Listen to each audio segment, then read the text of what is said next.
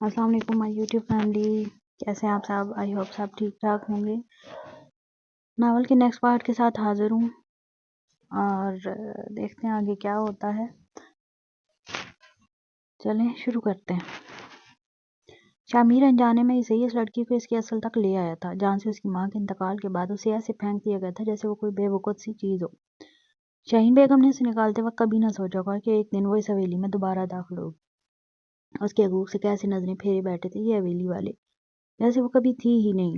وہ حویلی کے مین دروازے سے داخل ہوتے ہی خود کو ایک انجانے سے احساس میں مبتلا پا رہی تھی، نہیں جانتی کیوں، مگر وہ سب بہت دیکھا دیکھا سا معلوم ہو رہا تھا۔ وہ لڑکی کہاں جانتی تھی یہ اس کے باپ کی حویلی ہے، اس کے حقوق سے دستبردار ہو جانے والے باپ کی، جس نے اس کی ماں کے مر جانے کے بعد کبھی اس کی جانب رخ کیا ہی نہیں۔ کیسا بے ضمیر باپ تھا وہ، اپنی بیٹی کو پھینکے بیٹھا تھا، مگر قسمت دیکھو اسے حویلی دوبارہ لے ہی آئی تھی۔ مریم مریم ادھر آ جاؤ، تمہارے کھانے کے لیے آلو ابال دیے ہیں میں نے۔ مریم باہر مت بھاگو، مریم مریم بیٹا ساتھ چلو میرے۔ مریم تیز مت بھاگو، آپ گر جاؤ گی۔ وہ گاڑی سے جیسے ہی اتری ایک عجیب سے سحر نے اسے جکڑ لیا۔ اسے محسوس ہوا جیسے وہ یہاں پہلے آ چکی ہو۔ اسے اپنی ماں کی آوازیں آنے لگی تھیں۔ ہاں وہ لڑکی ایک ٹرانس میں بس چلتی چلی جا رہی تھی۔ شامیر خاصا حیران ہوا تھا یہ دیکھ کہ وہ لڑکی پہلی بار آئی تھی، لیکن اس کے باوجود جانتی تھی کہ حویلی کا رستہ کدھر سے ہے۔ وہ چھوٹی چھوٹی گلیوں سے گزرتی ہوئی لانگ تک خود ہی پہنچ گئی تھی۔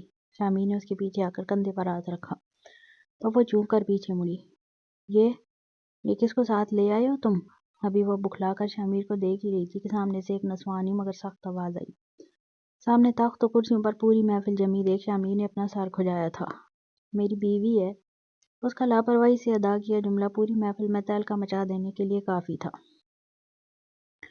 ہر کسی کا منہ حیرت سے کھل گیا تھا، جبکہ وہ نوجوان اتنا بڑا دھماکہ کرنے کے باوجود بالکل نارمل انداز میں کھڑا تھا۔ مریم کے لیے سب کچھ بہت نیا تھا۔ اسے تو لگتا تھا شامیر کوئی شہری لڑکا ہے، اور کیوں کا نہ لگتا، وہ اتنا زادانہ زندگی جو جیتا تھا، گاؤں پھر حویلی پھر اتنے سارے لوگ، وہ بہت کنفیوز اور نروس ہو گئی تھی۔ اسے اندازہ نہیں تھا شامیر کا اتنا بڑا خاندان نکلے گا۔ نروس ہونے کے سبب وہ اپنے ہونٹوں کو کاٹتے دونوں ہاتھوں سے اپنی قمیض کے دامن کو مضبوطی سے بھینچنے لگی۔ مبارک ہو، تمہارا ایک گھوڑا ریس سے باہر ہو گیا ہے۔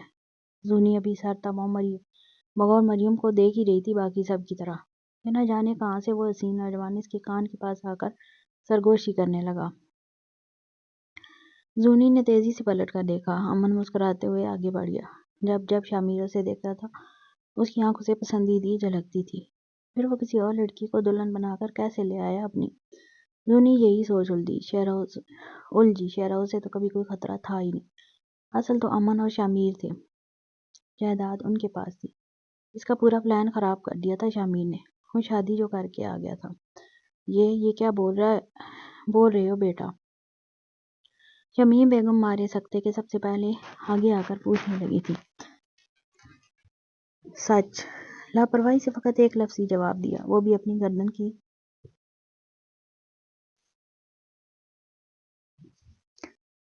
گردن کی پشت ہلکے سے مسلتے، جیسے ظاہر کر رہا ہو بہت تھک کر آیا ہے۔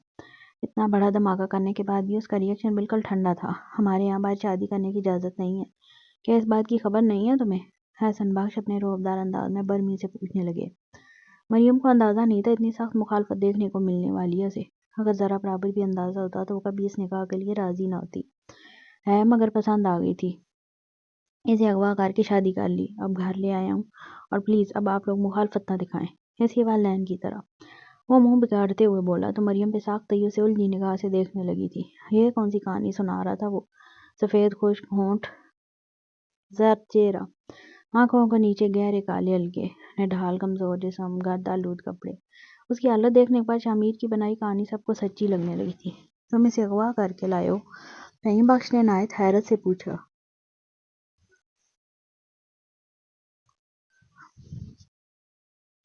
خوبصورت لونڈیوں کی کمی نہیں تھی حویلی میں، پھر اسے باہر سے ایک لڑکی کو اغوا کر کے لانے کی کیا ضرورت؟ یہ حویلی میں پہلی بار ہوا تھا کہ کوئی حویلی کا لڑکا کسی لڑکی کو اغوا کر کے لایا ہو۔ جی، عنایت مطمئن ہو کر جواب دیا۔ ایک وقت امن یہ کام کرتا تو شاید سب یقین کر لیتے، مگر شامیر، اس جیسے خاموش سلجھے ہوئے نرم مزاج لڑکے سے کسی کو یہ امید نہ تھی۔ وہ تو خاندان کا سب سے شریف لڑکا تھا جو کسی کے معاملے میں بولتا تک نہیں تھا۔ امن بخش چودھری کے علاوہ باقی سب بری طرح شوق میں تھے۔ دادا جان ابراہیم بخش اپنے برمدار انداز میں چلتے ہوئے آ کر اس کے روبرو کھڑے ہوئے۔ ابھی وہ بولنے ہی لگا تھا کہ زوردار تماچا اس کے چہرے پر رسید ہوا۔ اسے تھپڑ پڑتا دیکھ مریم پوری جان سے کانپ اٹھی تھی۔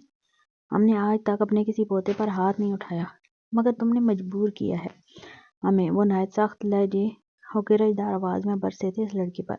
میں آپ ہی کا خون ہوں دادا جان۔ میری پسندیدہ چیز کوئی میرے سامنے کسی اور کو دے دے اور میں چپ چاپ کھڑا رہوں، یہ میرا خون گوارا نہیں کر سکتا۔ مجھے مار کر اپنے ہاتھوں کو تکلیف نہ دے۔ مجھے پسند آئی، میں نے اٹھوا لیا، نکاح کیا اور یہاں لے آیا۔ چاہتا تو کہیں اور لے جاتا، مشکل نہیں تھا میرے لیے اسے چھپا کر رکھنا، مگر میری بیوی ہے، اس حویلی کی عزت ہے، آپ کی پت بہو ہے۔ مجھے آپ سے چھپانا ٹھیک نہ لگا، مجھے لگا کسی کو پتا ہو یا نہ ہو، میرے دادا کو پتا ہونا چاہیے تاکہ کل کو کوئی بات ہو اس کے گھر والوں کی طرف سے تو میرا دادا میرے ساتھ کھڑا ہو سکے۔ شامیر جھکنے والوں میں سے کہاں تھا، اپنے الفاظوں سے لچک دکھا دی تھی، یہی بہت تھا اس کے لیے۔ ابا جانی بچہ ہے، ہو گئی غلطی، معاف کر دیں اسے، اب تو شادی ہو گئی، کوئی کیا کر سکتا ہے۔ شمیم بیگم کو اپنے جوان بیٹے کے سر پر موت کے بادل منڈلاتے ہوئے نظر آ رہے تھے۔ وہ تیزی سے آ کر شامیر کے سامنے ڈھال بن کر کھڑی ہوئی۔ معاف کر دیں، ہماری حویلی سے لوگوں کو انصاف ملتا ہے، کل کو گاؤں میں خبر پھیلی کہ حویلی کا بیٹا شہر سے لڑکی اغوا کر کے لائے ہے تو کیا عزت رہ جائے گی ہماری۔ رانی بیگم کو تو موقع مل گیا تھا شامیر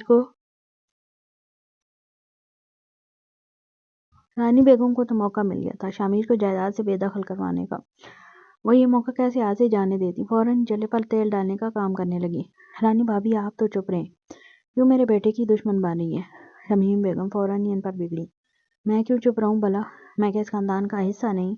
تمہارے بیٹے نے ہماری عزت خاک میں ملانے والے کام کر دیے ہیں اور تم چاہتی ہو کہ میں چپ رہوں۔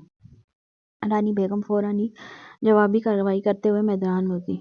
امن کسی طرح اپنے دادا کو لے کر جاؤ یہاں سے، تمہاری ماں تو پاگل ہو گئی ہے، شامیر کو آگ کروانے پر تلی ہے۔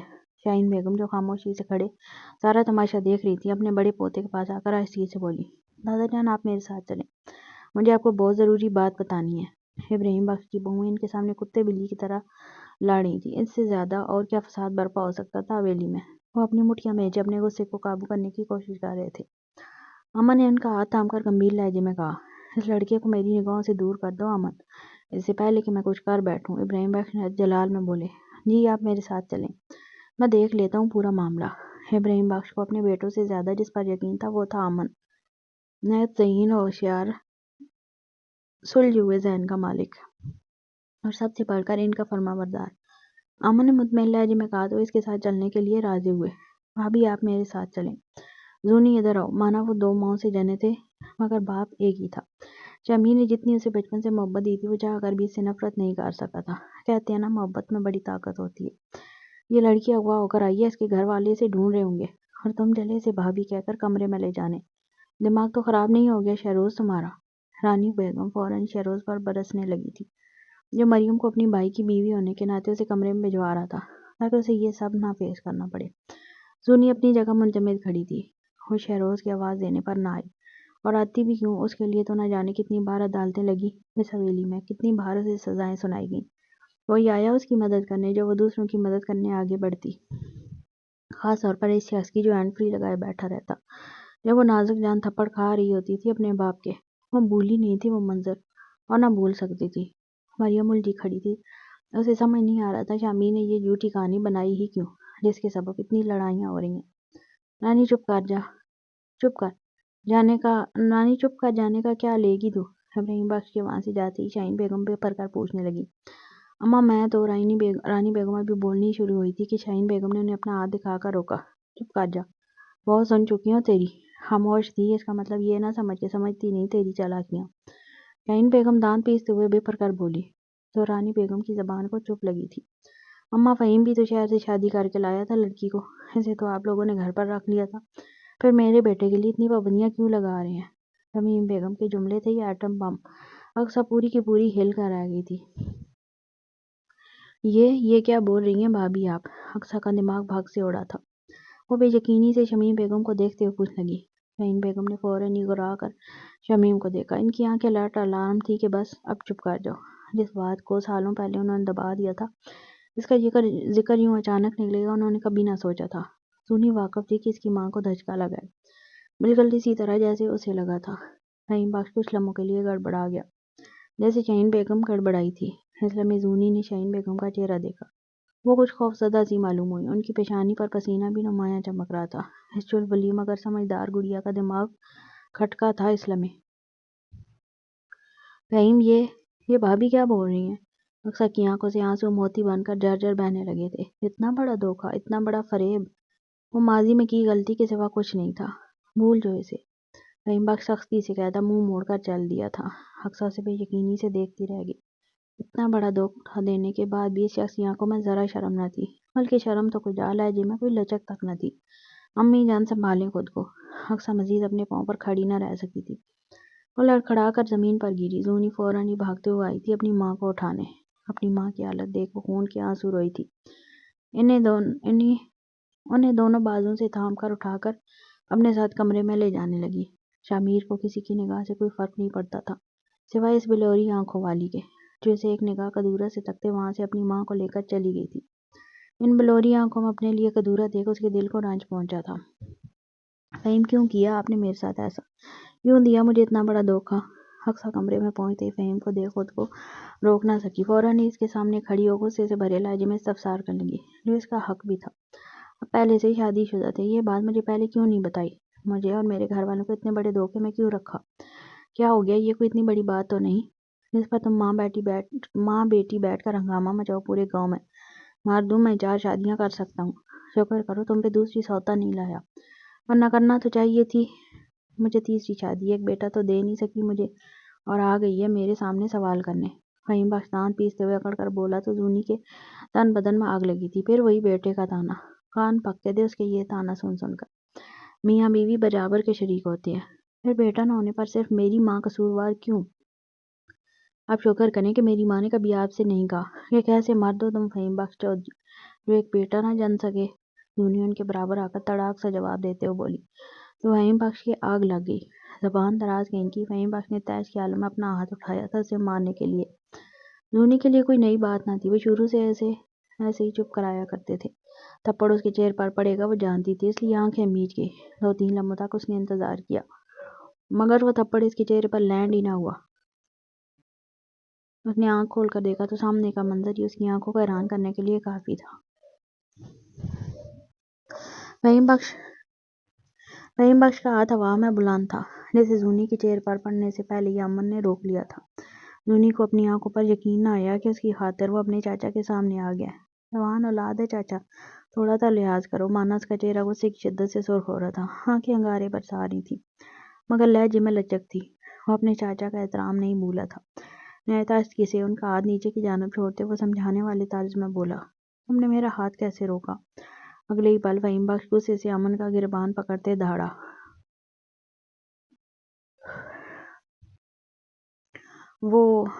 اس کے پاس جواب نہیں تھا کوئی، وہ خود بھی نہیں جانتا تھا وہ کیوں بیچ میں آ گیا آج۔ چھوڑیں اسے، مجھ سے بات کریں۔ وہ امن کا گریبان چھڑوانے کی کوشش کر رہی تھی، مگر اس کے باپ کو پکڑ اتنی مضبوط تھی کہ وہ چھڑوا نہ سکی۔ تو دور ہٹ حرامزادی، تیری وجہ سے آج کل کا بچہ میرے منہ کو آ رہا ہے۔ فہیم نے الٹے ہاتھ سے اسے زور سے دھکا دے کر پورے دیوار پر دے مارا تھا۔ زونی اکثر بیگم فوراً زونی کو اٹھانے بھاگی تھی۔ چاچا، امن زور سے جھنگھاڑا۔ اس کا ضبط جواب دے گیا تھا، اپنا گریبان چھڑوانے میں سے ایک لمحہ نہ لگا۔ پھر اگلے ہی پل فہیم بخش کی گردن پر اس کا ہاتھ تھا۔ کیا کر رہے ہو؟ چھوڑو۔ زونی کا ساتھ دیوار سے ٹکرایا تھا، جس کے سبب اس کے سر سے خون نکلنے لگا۔ مانا وہ تکلیف میں تھی، مگر یہ دیکھ کہ لڑائی حد سے زیادہ بڑھ گئی ہے، وہ تیزی سے امن کی جانب آئی۔ ہاں بیٹا، چھوڑو۔ امن غصے سے چیختا ہوا انہیں ایک جست میں کھینچتے دیوار سے لگا گیا تھا۔ زونی و اکثر بیگم اس نوجوان کے ہاتھوں سے فہیم کی گردن آزاد کرانے کی صحیح کر رہی تھی۔ اس لڑکی کو سمجھ نہ آیا امن کو ہوا کیا ہے آج، وہ کیوں اس کے لیے اتنا لڑ رہا ہے، اتنا غصہ، اتنا جلال کیوں؟ یہ کوئی پہلی بار تو نہ تھا کہ فہیم نے اس پر ہاتھ اٹھایا ہو۔ امن اس قدر غصے میں تھا کہ زونی اور اکثر بیگم مل کر بھی فہیم کی گردن اس کی پکڑ سے آزاد نہیں کرا پا رہی تھی۔ فہیم بخش کو سانس آنا رک گیا تھا، اس کا چہرہ سرخ اور آنکھیں باہر ابل آنے کو تھیں۔ کیا پاگل ہو گئے ہو؟ جان سے مار دو گے انہیں؟ بس چلے تو مار ہی دوں۔ وہ انہیں جھٹکے سے چھوڑ زونی کی آنکھوں میں جھانکتے ہوئے دھاڑا۔ کیوں؟ وہ سمجھ نہ سکی اتنا غصہ کیوں تھا آخر۔ وہ بغیر جواب دیے غصے سے وہاں سے چلا گیا، جبکہ فہیم بخش گہرے گہرے سانس لے رہا تھا۔ دفع ہو جا میری آنکھوں کے سامنے سے، اس سے پہلے کہ قتل کر دوں تیرا، اور اپنی ماں کو بھی لے جا۔ اکثر جو اس کے پاس کھڑی فکر مندی سے اس کا چہرہ تاک رہی تھی، اس کا ہاتھ پکڑ کر زونی کی جانب دھکیلتے بے پرکار چنگاڑا۔ اسے کدورت و نفرت سے تکتے زونی اپنی ماں کو لے کر اپنے کمرے کی جانب بڑھ گئی۔ دوسری جانب کیا نام ہے اس لڑکی کا؟ شاہین بیگم روبدار انداز میں شامیر کو دیکھ استفسار کرنے لگی۔ مریم، بس اس کا نام بتانا تھا کہ سب ہکا پکا ہو کر اس لڑکی کو تکنے لگے۔ شاہین بیگم کو اپنی کمر پر پسینے کی بوندیں ڈھلتی ہوئی محسوس ہوئی۔ مریم، وہ زیر لب دوبارہ بڑبڑائیں۔ جبکہ یہ نام سن شمیم بیگم کی آنکھیں چمکی۔ انہوں نے تیزی سے مریم کو بغور دیکھا۔ شامیر نے محسوس کیا یہ نام سنتے ہی سب ٹھنڈے پڑ گئے ہیں۔ رانی بیگم یا شاہین بیگم کوئی بھی کچھ بول نہیں رہا۔ سب بس مریم کو تنقیدی نگاہوں سے سر تپاں گھورے جا رہے تھے۔ کہاں کی ہے یہ؟ شاہین بیگم لڑکھڑاتی زبان کے ساتھ استفسار کرنے لگی۔ کراچی، شامیر کے بتاتے ہی شاہین بیگم تو جیسے بے ہوش ہونے کو تھی، کیونکہ ان کی پوتی کا ننیال بھی کراچی میں ہی تھا۔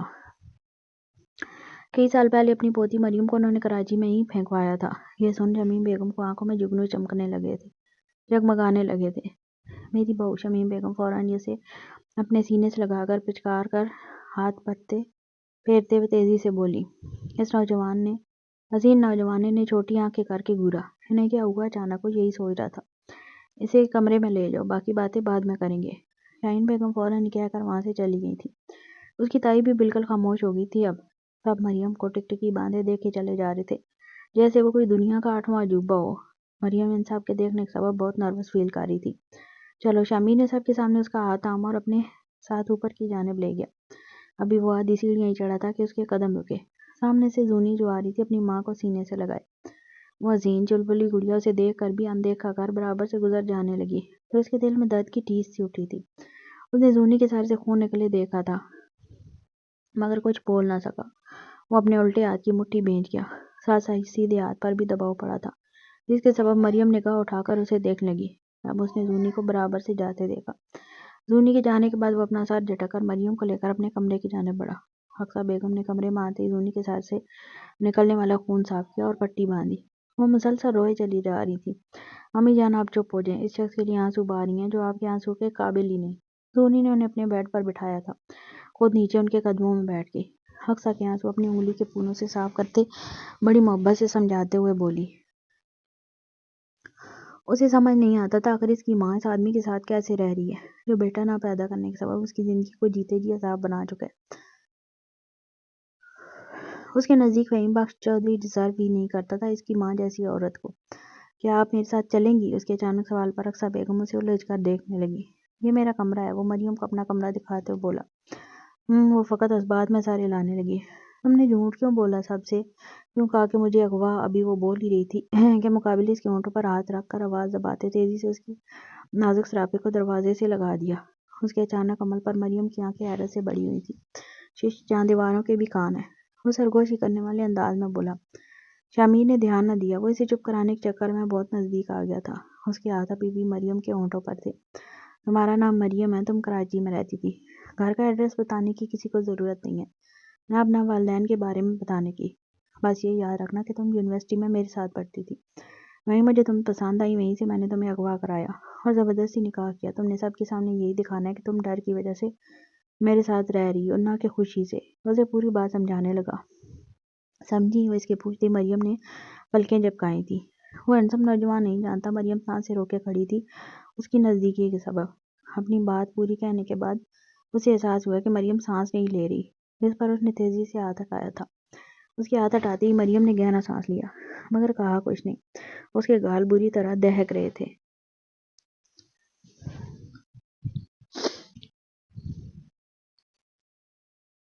یہ کیسے ممکن ہے؟ عدالت نہ لگائے فہیم بخش، اور وہ فوراً ہی ابراہیم بخش کے پاس کسی بچے کی طرح امن کی شکایت لے کر پہنچ گیا۔ ابراہیم بخش کو یقین آیا کہ امن اس قدر جارحانہ پن پر بھی اتر سکتا ہے کہ اپنا چاچا کا گلا ہی پکڑ لے۔ دوسری جانب امن اپنا سر پکڑے بیٹھا تھا، اس کے دماغ کی رگیں ابھی بھی تنی ہوئی تھی۔ پانی لا کر دوں؟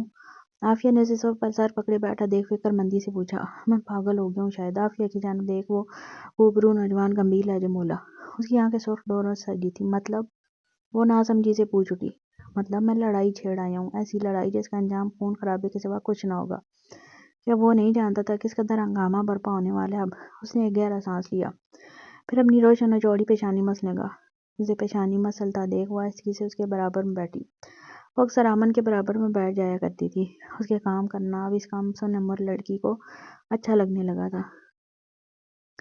امن بھی اسے روکتا ٹوکتا نہیں تھا، بس کمرے سے باہر جانے کے علاوہ اسے ہر چیز کی آزادی تھی۔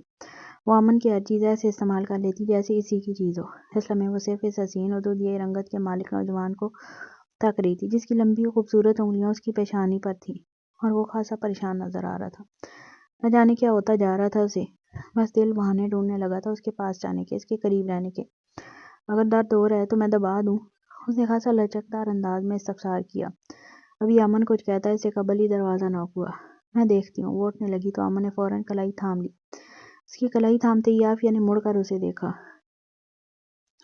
اس کے گورے ہاتھ عافیہ کی سانولی رنگت پر الگ ہی چمک رہے تھے۔ اپنے جسم میں اس کی چھوتے ہی بجلی سی دوڑتی محسوس کی اس نے۔ میرا ہی بلاوا آیا ہوگا۔ وہ ایک گہری سانس بھرتا تیزی سے کھڑا ہوا اور دروازے کی جانب بڑھ گیا۔ وہ بخوبی واقف تھا کیا طوفان برپا ہونے والا ہے، مگر سوچ لیا تھا اب جب اتنا آگے بڑھ ہی گیا ہے تو پیچھے نہیں ہٹے گا، چاہے خون خرابائی کیوں نہ ہو جائے۔ ہمیشہ سے دماغ سے کام لیتا آیا تھا وہ، مگر آج نہ جانے کیسے وہ اپنی آواز کھو بیٹھا، کیسے اپنے ہی چاچا کے روبرو کھڑا ہو گیا۔ نہ صرف کھڑا ہوا، ان کا گلا تک پکڑ لیا۔ وہ لڑکی نہ جانے اور کیا کیا کروائے گی اس سے، وہ یہی سوچتے ہوئے دروازہ کھول رہا تھا۔ بابا آپ کو بلا رہے ہیں۔ مردوں کی محفل لگی ہوئی ہے، سب بہت غضبناک ہوئے بیٹھے ہیں۔ ملازمہ نے اسے فکر مند لہجے میں حالات سے آگاہ کیا تھا۔ اس نے اسبات میں سارے لایا۔ وہ صرف حویلی کے ممبرز کا ہی نہیں بلکہ گاؤں کے لوگوں اور ملازمین کا بھی بڑا لاڈلا تھا۔ اس کی شاید سب سے بڑی وجہ اس کا نیک سلوک تھا۔ ٹھیک ہے امن، کیا کیا ہے تم نے؟ فہیم کیوں اتنا غصہ ہو رہا ہے تم پر؟ کہہ رہا ہے تم نے گلا پکڑا اس کا۔ ابھی وہ کمرے سے باہر نکلا ہی تھا کہ رانی بیگم فوراً ہی اس کی جانب آئی تھی۔ وہ بہت پریشان نظر آ رہی تھی، اور صرف ان کا ہی نہیں باقی حویلی کی عورتوں کا بھی یہی حال تھا۔ شاہین بیگم بھی فوراً اس کی جانب آئی تھی۔ امن معافی مانگ لینا، وہ ایسی سے حکمانہ انداز بولی۔ وہ فہیم کی ساری باتیں سن کر ہی امن کے پاس دوڑی آئی تھی۔ انہیں ڈر تھا بات بڑھ جائے گی اگر امن نے معافی نہ مانگی۔ اس نے کوئی جواب نہ دیا، ان کی بات سن کر بھی تیزی سے سیڑھیاں چڑھ گیا۔ شاہین بیگم کو اس کا جواب نہ دینا کھٹکے میں ڈال گیا تھا۔ آیا وہ معافی مانگنے والا ہے بھی یا نہیں؟ اگر اس نے معافی نہ مانگی تو بات کس قدر بڑھ سکتی ہے، وہ سوچنا بھی نہیں چاہتی تھی۔ وہ ابراہیم بخش کے کمرے میں پہنچا تو وہاں شاہ امیر کے علاوہ حویلی کے سارے مرد حضرات پہلے سے موجود تھے۔ صرف اسی کا انتظار ہو رہا تھا۔ فہیم بخش کا چہرہ غضبناک حد تک سرخ ہو رہا تھا۔ امن، یہ میں کیا سن رہا ہوں کہ تم نے اپنے چاچا کا ہاتھ روکا اور ابھی ابراہیم بخش پرچانہ انداز میں غصے سے بھرے بیٹھے پوچھ ہی رہے تھے کہ وہ تیزی سے بولا، ہاں میں نے کیا، میں صرف انہیں تھوڑی شرم دلانے کی کوشش کر رہا تھا کہ اپنی جوان بیٹی پر ہاتھ نہ اٹھائیں، مگر چاچا نہ مانے تو غصے میں میرا ہاتھ ان کے گلے تک پہنچ گیا۔ اس نے فہیم بخش کو دیکھتے اپنی بات نڈر لہجے میں کہی تو فہیم بخش آگ بگولا ہو کر اسے مارنے کے لیے آگے بڑھا۔ فیروز احسن بخش نے فوراً روکا تھا اسے، مگر وہ قابو نہیں آ رہا تھا۔ امن، تمہیں کس نے اجازت دی فہیم اور اس کی بیٹی کے معاملات کے بیچ میں دخل دینے کی؟ ابراہیم بخش اپنی جگہ سے کھڑے ہو کر اس کی جانب دیکھ غضبناک انداز میں پوچھنے لگے۔ میرے دل نے میں مختصر لفظوں میں بات مکمل کہہ دی تھی اس لڑکے نے۔ امن، کیا دماغ خراب ہو گیا تمہارا؟ فیض بخش فوراً ہی اس کا بازو جھنجھوڑ کر دھاڑا تھا۔ اپنے دادا کے سامنے زبان چلانے کی اس کی ہمت بھی کیسے ہوئی تھی؟ کیا اپنے ہوش و حواس کھو بیٹھا تھا وہ؟ امن نے ابراہیم بخش کو سیلے لہجے میں چنگھاڑے۔ دادا، میں نے کچھ غلط نہیں کیا، میں نے بس وہی کیا جو مجھے ٹھیک لگا۔ اور آپ چاچا کو کیوں نہیں سمجھاتے؟ زونی جانور نہیں ہے، انسان ہے، ان کی بیٹی، اسے ہر کچھ جانوروں کی طرح ماننے کیوں کھڑے ہو جاتے ہیں یہ؟ اس کے لہجے میں دبا دبا غصہ نمایاں تھا۔ ابراہیم بخش تو صرف اس کے ہاتھ دیکھ رہے تھے جنہیں وہ مضبوطی سے بینچے کھڑا تھا، جیسے اپنا غصہ قابو کر رہا ہو۔ وہ میری بیٹی ہے، میں اسے ماروں پیٹوں زندہ جلاؤں؟ تو کون ہوتا ہے ہمارے بیچ میں بولنے والا؟ فہیم بخش غصے سے آگ بگولا ہو کر پوچھ رہا تھا۔ مانا وہ تمہاری بیٹی ہے مگر میری محبت ہے، ایسے کیسے تم مارو گے، پیٹو گے اور جلا دو گے؟ فہیم بخش کے جملے اس کے غصے کو کسی اور ہی لیول پر پہنچا گئے تھے۔ پھر اس نوجوان نے کسی کا لحاظ نہ رکھا۔ اس کی آنکھیں فہیم کو جلا دینے کی حد تک انگارے برسا رہی تھیں۔ وہ فہیم کی طرح غصے سے بے پر کر گریباں تک پہنچنے کی کوشش نہیں کر رہا تھا۔ وہ تو اپنی جگہ منجمد کھڑا تھا نڈر انداز میں کہ یہیں کھڑا ہوں، آؤ جس نے آنا ہے۔ اس کی شخصیت کا روب و دبدبہ ہی کچھ اور تھا اس لمحے۔ اگر آج زونی دیکھ لیتی وہ کس طرح اس کے لیے لڑ رہا ہے سب سے، تو یقیناً اپنے سارے پرانے گلے شکوے بھول جاتی۔ اس کے ادا کیے جملے سب پر ایٹم بم کی طرح گرے تھے۔ اس بار فہیم نہیں، شہروز اس کے گریباں تک آیا تھا۔ تمہاری ہمت بھی کیسے ہوئی میری مانگ پر نظر رکھنے کی؟ تو جس بات کا ڈر تھا وہ سامنے آ ہی گئی تھی۔ ابراہیم بخش سکتے میں کھڑے اپنے دونوں پوتوں کو دست و گریباں ہوتا دیکھ رہے تھے۔ مانگ مانگ آمن نے خاصا تنزیہ مسکراتے یہ لفظ دہرایا تھا، گویا جیسے مذاق اڑا رہا، پھر اگلے ہی لمحے اس کا ہاتھ اپنے گریبان سے جھٹکا۔ وہ چاہتا تو شہروز کو اس لمحے الٹا کر مارنا شروع کر دیتا، آخر اس نے ہمت بھی کیسے کی اس کے گریبان تک ہاتھ لانے کی، مگر وہ اپنی بات کہنا چاہتا تھا، وہ بھی تحمل سے، اس لیے چھوڑ دیا اسے۔ امن کا زونی کے لیے محبت کا اظہار کرنا اس کی منگنی کو خطرے میں ڈال گیا تھا۔ وہ کیسے خاموش ہو کر ایک سائیڈ کھڑا ہو جاتا۔ اس نے مارے تیش کی اپنی پوری جان لگا کے امن کے چہرے پر مکہ رسید کیا تھا۔ اگلے ہی پل مکے کے نتیجے میں امن کے ہونٹوں سے خون نکلنے لگا تھا۔ اس کا مکہ مارنا امن کے ضبط کو آزمانے کے مترادف تھا۔ ابھی وہ دوسرا مکہ مار ہی رہا تھا کہ امن نے اس کا مکہ بنی مٹھی ہوا میں ہی پکڑ لی۔ شہروز طاقت لگانے کے باوجود بھی اس سے اپنی مٹھی نہیں چھڑوا پا رہا تھا۔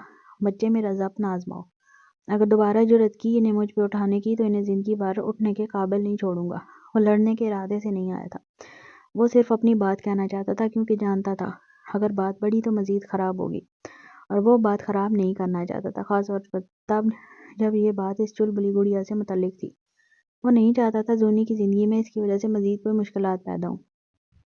شہروز کو چیر پھاڑ کر دینے والی نگاہوں سے تکتے ایک بار پھر اس کا ہاتھ جھٹک دیا تھا۔ شہروز پیچھے ہٹو، ابھی فیصلہ کرنے کے لیے ہم یہاں موجود ہیں۔ ابراہیم بخش شہروز کو بپھرے شیر کی طرح دوبارہ امن پر جھپٹتا دیکھ تیش کے عالم میں چیخے۔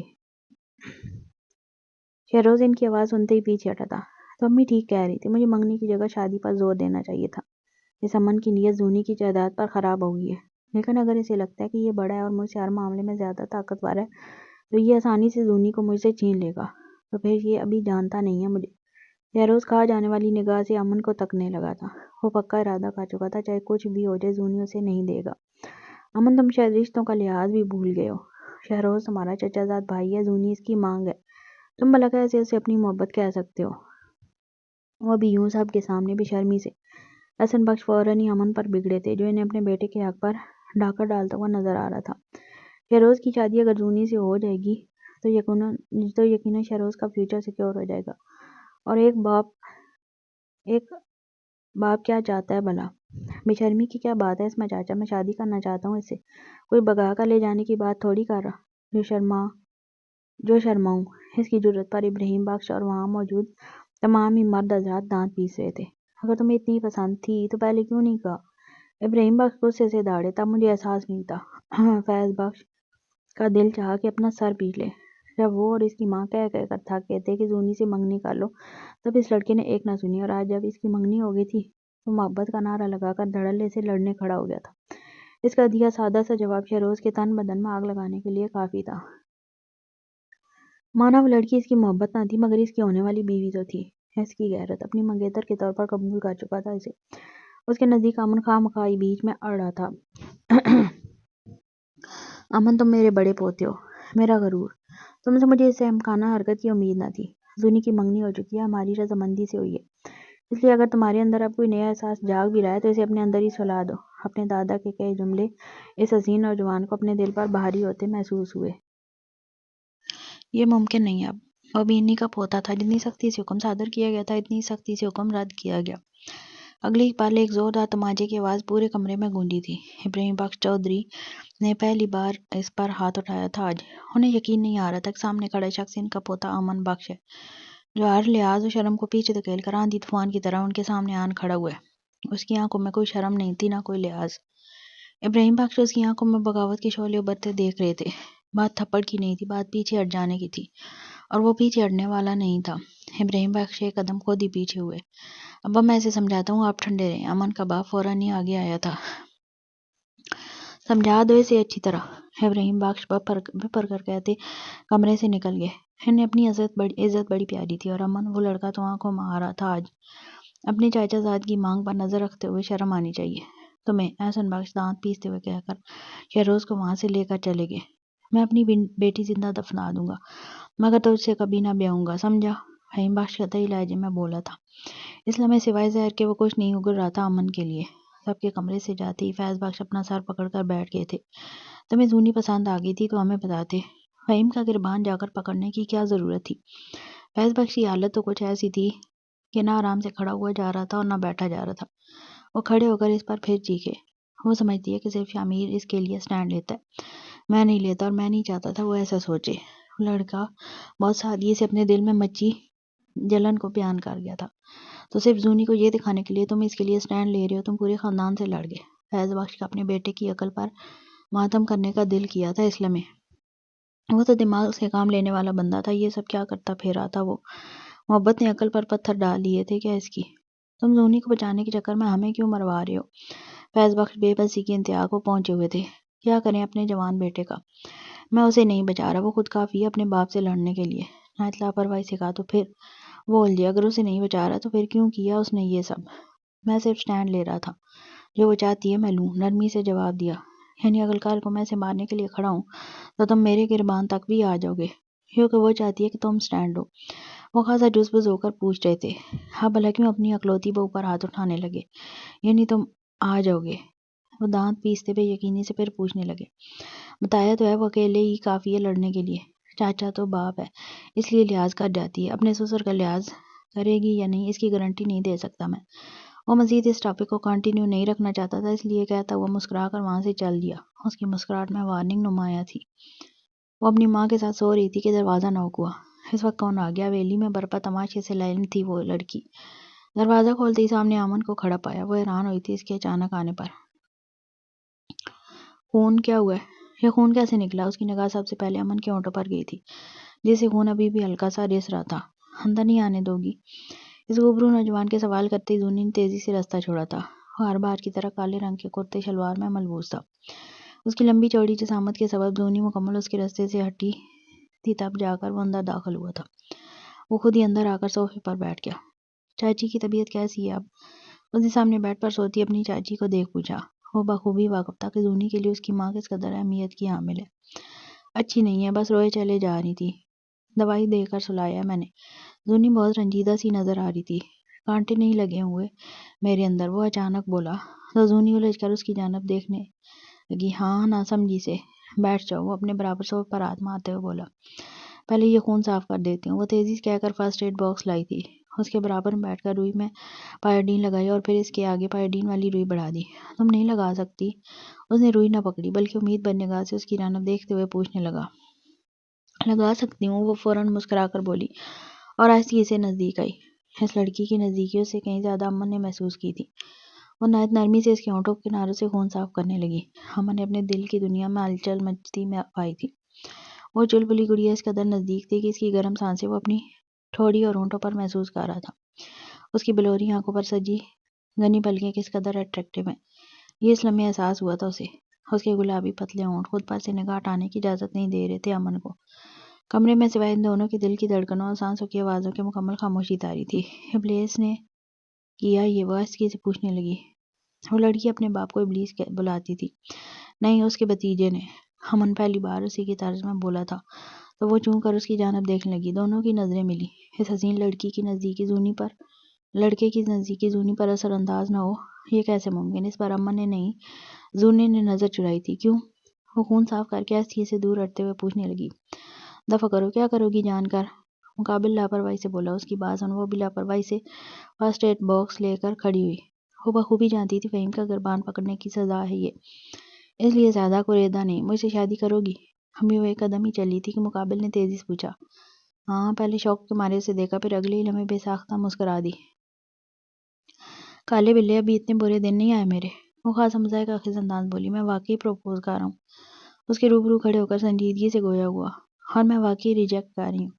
مقابل بھی اسی کی طرز میں دو بدو جواب دینے لگی۔ میں مذاق کے موڈ میں نہیں ہوں۔ اس کا نازک بازو پکڑ کر اپنی جانب کھینچ خود سے قریب کرتے آنکھ کو ماں کے ڈال جتاتے ہوئے گمبھیر لہجے میں کہا۔ پر میں ہوں۔ وہ پھر مسکرا کر بولی۔ زونی پلیز، سب سے لڑ کر آ رہا ہوں تمہاری خاطر۔ اس کا مسکرانا جیسے جلے پر نمک چھڑکنے جیسا تھا۔ اس کا بازو جھنجھوڑتے ہوئے معاملات کی نزاکت کا احساس دلانے کی کوشش کی۔ میں نے نہیں کہا لڑو، تم خود کو کودے ہو بیچ میں۔ نہایت لاپرواہی اور بے نیازی ظاہر کرنے لگی تھی وہ لڑکی۔ امن کے سمجھ نہ آیا کہ وہ کیسے اتنی بے نیاز بن سکتی ہے۔ بس کرو ورنہ کھو دو گی مجھے، امن خاصا جتاتے ہوئے کہنے لگا۔ اس کا لہجہ ٹوٹا ہوا تھا۔ جس کے لیے وہ سب سے لڑ کر آ رہا تھا، وہ تو بیچ راستے میں بے نیازی سے ہاتھ چھڑا کر چل دی تھی۔ میں نے پانے کی کبھی چاہ ہی نہیں کی۔ مقابل کھڑی وہ لڑکی پتھر کا دل لیے ہوئے اور جیسے امن اس کی بے مروتی اور سنگ دلی دیکھ دنگ رہ گیا تھا۔ ریجیکشن کی وجہ؟ اس کا بازو چھوڑ کر ایک قدم پیچھے ہٹتے گمبھیر لہجے میں استفسار کیا۔ وہ جاننا چاہتا تھا آخر کیوں ریجیکٹ کر رہی ہے اسے۔ اگر شہروز سے دشمنی ہونے کے باوجود منگنی اور شادی کر سکتی ہے تو اس سے کیوں نہیں؟ کیونکہ میں واقف ہوں، تم، میں اور شہروز میں زیادہ فرق نہیں ہے۔ تم دونوں ہی صرف میری جائیداد کے لیے مجھ سے شادی کر رہے ہو۔ شہروز سے کوئی امیدیں نہیں رکھتی میں، مگر تم سے نہ چاہتے ہوئے بھی رکھنے لگی ہوں۔ وہ تکلیف دے گا تو سہ لوں گی، مگر تم دو گے تو ٹوٹ جاؤں گی، اور میں ٹوٹنا نہیں چاہتی۔ دنیا نے صاحب کو اسے ریجیکشن کی وجہ بتائی۔ میں شہروز جیسا نہیں ہوں، ایک بار اعتبار کر کے تو دیکھو مجھ پر۔ امن اس کی بات سن فوراً ہی اس کے قریب آیا۔ وہ اعتبار نہیں کر پا رہی تھی، جو ایک نیچرل سی بات تھی۔ اس کی ٹھوڑی پکڑ کر ہلکی سی اونچی کی۔ دونوں کی نظریں پھر ملی۔ اس کا لہجہ مانا لچکدار تھا، مگر بھرپور امید لیے تھا کہ بس ایک بار اعتبار کر لو۔ نہیں کر سکتی، وہ قطعی لہجے میں بولی۔ تم کر سکتے ہو مجھ پر اعتبار؟ اگلے ہی پل اس نے تیزی سے سوال کیا۔ بالکل آنکھ بند کر کے۔ اعتبار تھا تبھی تو پورے خاندان سے بغیر اس کی رضا جانے لڑ آیا تھا۔ خاصا مطمئن لہجے میں جواب دیا۔ وہ پھر مسکرا دی جیسے اعتبار نہ کی ہو۔ اس کی مسکراہٹ امن کا دل جلا رہی تھی۔ اسے محسوس ہوا جیسے اس کے دل کے ٹکڑے کر رہی ہو۔ اس قدر بے اعتباری پسندیدی تھی، مگر اعتبار نہیں تھا۔ ایسا کیا کرے جو ان بلوری آنکھوں میں اس کے لیے اعتبار آ جائے؟ سب کو پتہ ہے شادی کے بعد میرے حصے کی جائیداد تم اپنے نام کر لو گے، اور یہ میرا اعتماد اور اعتبار ہی ہوگا تم پر کہ تم سے شادی کروں اور اپنے حصے کی ساری جائیداد تمہارے نام کر دوں۔ لیکن کیا تم شادی سے پہلے اپنے حصے کی جائیداد میرے نام کر سکتے ہو؟ اتنا اعتبار ہے مجھ پر؟ اس کا دیا چیلنج امن کو تھوڑا عجیب سا لگا۔ ایسا کہاں ہوتا ہے؟ لیکن اگر بات اعتبار کی تھی تو یہ بھی صحیح۔ وہ اپنا آپ دے رہا تھا، جائیداد کا حصہ دینا کیا بڑی بات تھی؟ نہیں نا، تو پھر مجھ سے کیا سے امید رکھ سکتے ہو کہ میں تم پر اعتبار کر لوں گی؟ زونی اس کی خاموشی کو انکار گمان کرتے تیزی سے بولی۔ اگر تمہیں اعتبار آ جائے گا میری جائیداد کا حصہ لے کر کہ میں تم میں انٹرسٹڈ ہوں، نہ کہ تمہارے حصے کی جائیداد میں، تو چلو یہ بھی صحیح۔ وہ خاصا لاپرواہی سے بولا، ساتھ ساتھ اس کے دونوں ہاتھ اپنے ہاتھوں میں تھام کر اپنے دل کے مقام پر بلائے۔ زونی اس کے حمل پر ایک دو ثانیوں کے لیے عجیب سی کیفیت میں مبتلا ہوئی۔ اس لڑکی کا دل اتنی زور سے دھڑکا جیسے باہر نکل آئے گا۔ وہ اپنے دونوں ہاتھ واپس کھینچ رہی تھی، مگر مقابلہ ٹھانے نہیں دے رہا تھا۔ کچھ محسوس ہوا، کتنی زور سے دھڑک رہا ہے۔ جب بھی تم قریب آتی ہو اس کا یہی حال ہوتا ہے۔ زونی محسوس کر سکتی تھی اس کے دل کی دھڑکنوں کو، مگر وہ نہیں جانتا اس کے دل کی دھڑکنوں کا حال بھی کوئی زیادہ جدا نہ تھا۔ امن کی بات سن اس کا خوبصورت چہرہ مارے شرمگی کے مکمل سرخ پڑ گیا تھا۔ وہ فوراً نظر جھکا گئی، چاہ کر بھی خود کو بلش کرنے سے نہیں روک پا رہی تھی۔ اسے محسوس ہوا جیسے اس کے گال جل رہے ہوں۔ امن اس کی ادا پر ایک لمحے کے لیے شاکڈ ہوا، پھر اگلے ہی پل خاصا محظوظ ہو کر مسکرانے لگا۔ شاید وہ لڑکی نہیں جانتی کتنی خوبصورت لگ رہی تھی وہ یوں شرماتے۔ کالے بلے کون سی رومانٹک مووی میں دیکھ کر آ رہے ہو یہ سین؟ امن جیسا بے رخ اور کھڑوس اس قدر رومانوی حرکات کرے گا اسے اندازہ نہیں تھا۔ وہ پوچھے بغیر نہ رہ سکی۔ کسی مووی میں نہیں دیکھا، میں واقعی تمہیں اپنے دل کی دھڑکن چیک کرا رہا تھا تاکہ مجھ پر نہ صحیح ان دھڑکنوں پر ہی اعتبار کر لو۔ خاصا معصومیت سے جواب دیا۔ اچھا اب ہاتھ چھوڑو میرے اور نکلو کمرے سے، امی اٹھی تو بہت سوال کریں گی۔ وہ اپنے ہاتھ تیزی سے چھڑانے لگی تھی۔ اس بار اس کی حالت پر رحم کھاتے امن نے بھی آہستگی سے چھوڑ دیے۔ شمیر اسے کمرے میں اکیلا چھوڑ کر چلا گیا تھا۔ پورا کمرہ بغور دیکھا، ہر چیز اپنی قیمت خود بول رہی تھی۔ ابھی کمرہ دیکھ ہی رہی تھی کہ آئینے میں اپنے عکس پر نظر پڑی۔ اس کے کپڑے خاصے گندے ہو رہے تھے۔ یہ کپڑے اسے اینی نے دیے تھے اسپتال میں۔ وہ اپنا حلیہ دیکھ کر زور سے رو پڑی تھی۔ ارمان کتنے چاہوں سے رکھتا تھا اسے، یہ یاد کر اس کے آنسو نہیں رک رہے تھے۔ آج کیسے اس کی ہر ضرورت کا سامان بن بولے ہی لے آتا تھا۔ آج کوئی نہیں تھا جو اس کی ضروریات کا خیال رکھے۔ اگر آج وہ زندہ ہوتا تو وہ یقیناً کبھی اس حال میں نہ ہوتی۔ پھر اچانک یاد آیا کہ اب وہ مسز ارمان نہیں ہے، اب تو وہ مسز شامیر بن چکی ہے۔ اس یقین نے جیسے دل کو تڑپا کر رکھ دیا تھا۔ ارمان اکیلا نہیں کیا تھا اس سے، وہ تو اس کے سارے ارمان اور خواب اپنے ساتھ ہی لے گیا تھا۔ نہ جانے کتنی دیر وہ کھڑی روتی رہی، پھر جیسے خود کو سنبھالتی اپنے آنسو صاف کرنے لگی۔ اسے کپڑوں کی ضرورت تھی، مگر اس کے پاس کوئی سوٹ نہ تھا۔ باہر اتنی لڑائی ہو چکی تھی کہ اسے کسی سے کپڑے مانگنا بھی ٹھیک نہ لگا۔ اس نے الماری کھولی، شامیر کی پولی الماری میں ایک بھی کرتا یا قمیص شلوار موجود نہ تھا۔ وہ بیچاری کیا کرتی، شامیر کی سفید رنگ کی شرٹ اور پینٹ نکال کر فریش ہونے چلی گئی۔ ارمان کے بعد وہ پہلی بار کسی لڑکے کا واش روم یوز کر رہی تھی۔ عجیب سی کیفیت تھی، سب کچھ اجنبی جیسا محسوس ہو رہا تھا۔ وہ نہا کر نکلی تو ٹاول سے بال سکھاتی آئینے کے سامنے آئی۔ نہانے کے بعد اب وہ کافی ہلکا ہلکا محسوس کر رہی تھی۔ ابھی وہ اپنے بال سکھا ہی رہی تھی کہ دروازہ کھول کر شامل بے دھڑک اندر داخل ہوا۔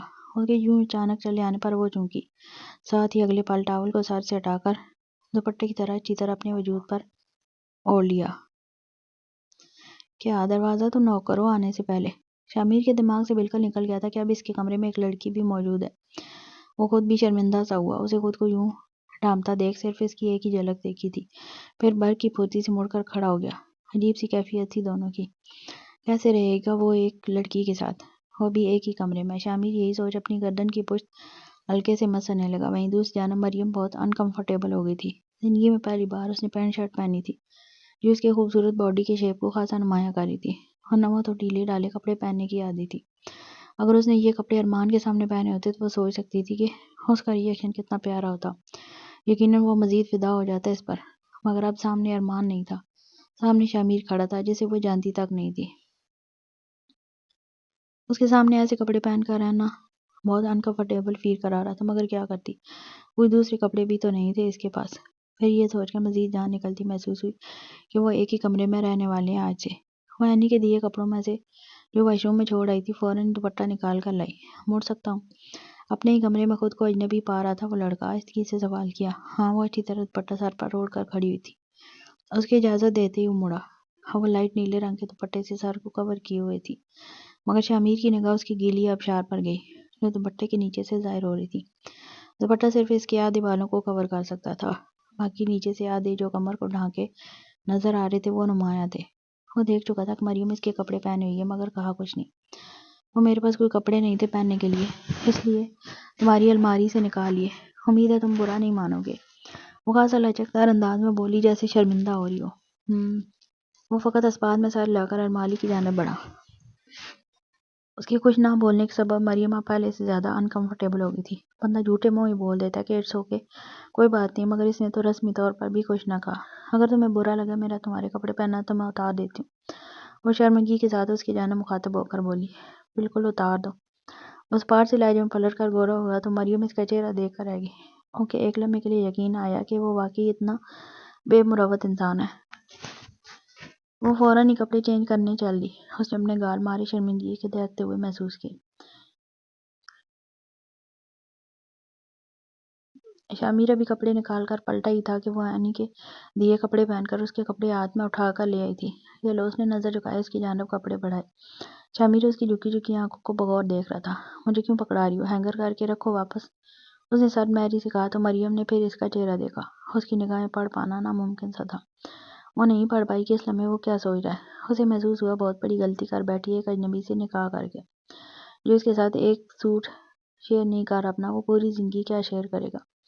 ایک ہوتا نارمل بات کرنا، مگر وہ تو نہایت حاکمانہ انداز میں بات کر رہا تھا، جیسے اپنی کوئی ملازمہ سمجھ رہا ہو۔ ایسے کیسے برا نہ لگتا۔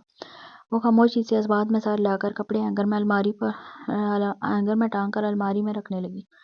شامر خاموشی سے اس کے پاس کھڑا رہا تاکہ اس نے کپڑے ٹانگ کر الماری بند کی۔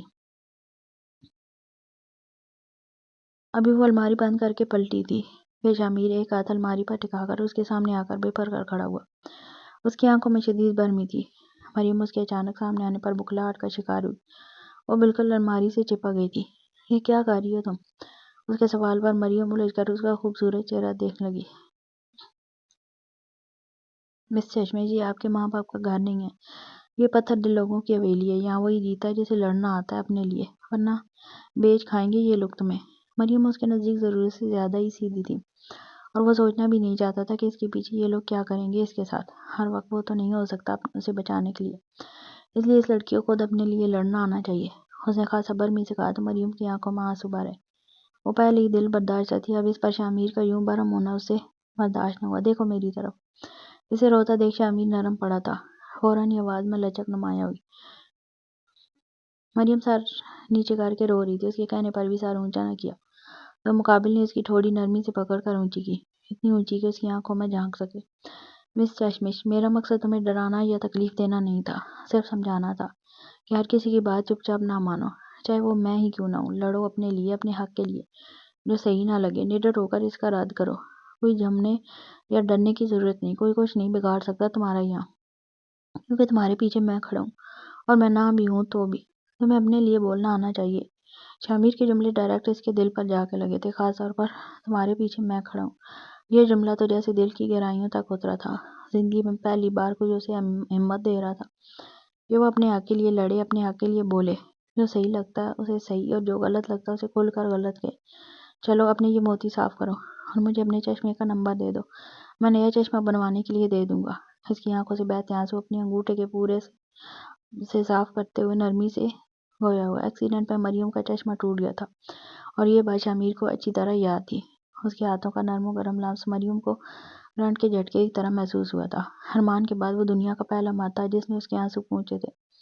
ویسے مس چشمش نہایت لاپرواہی سے اس کے کان کے پاس منہ لا کر اتنا ہاٹ بن کر کیا مجھے سیڈیوس کرنے کی کوشش کر رہی تھی؟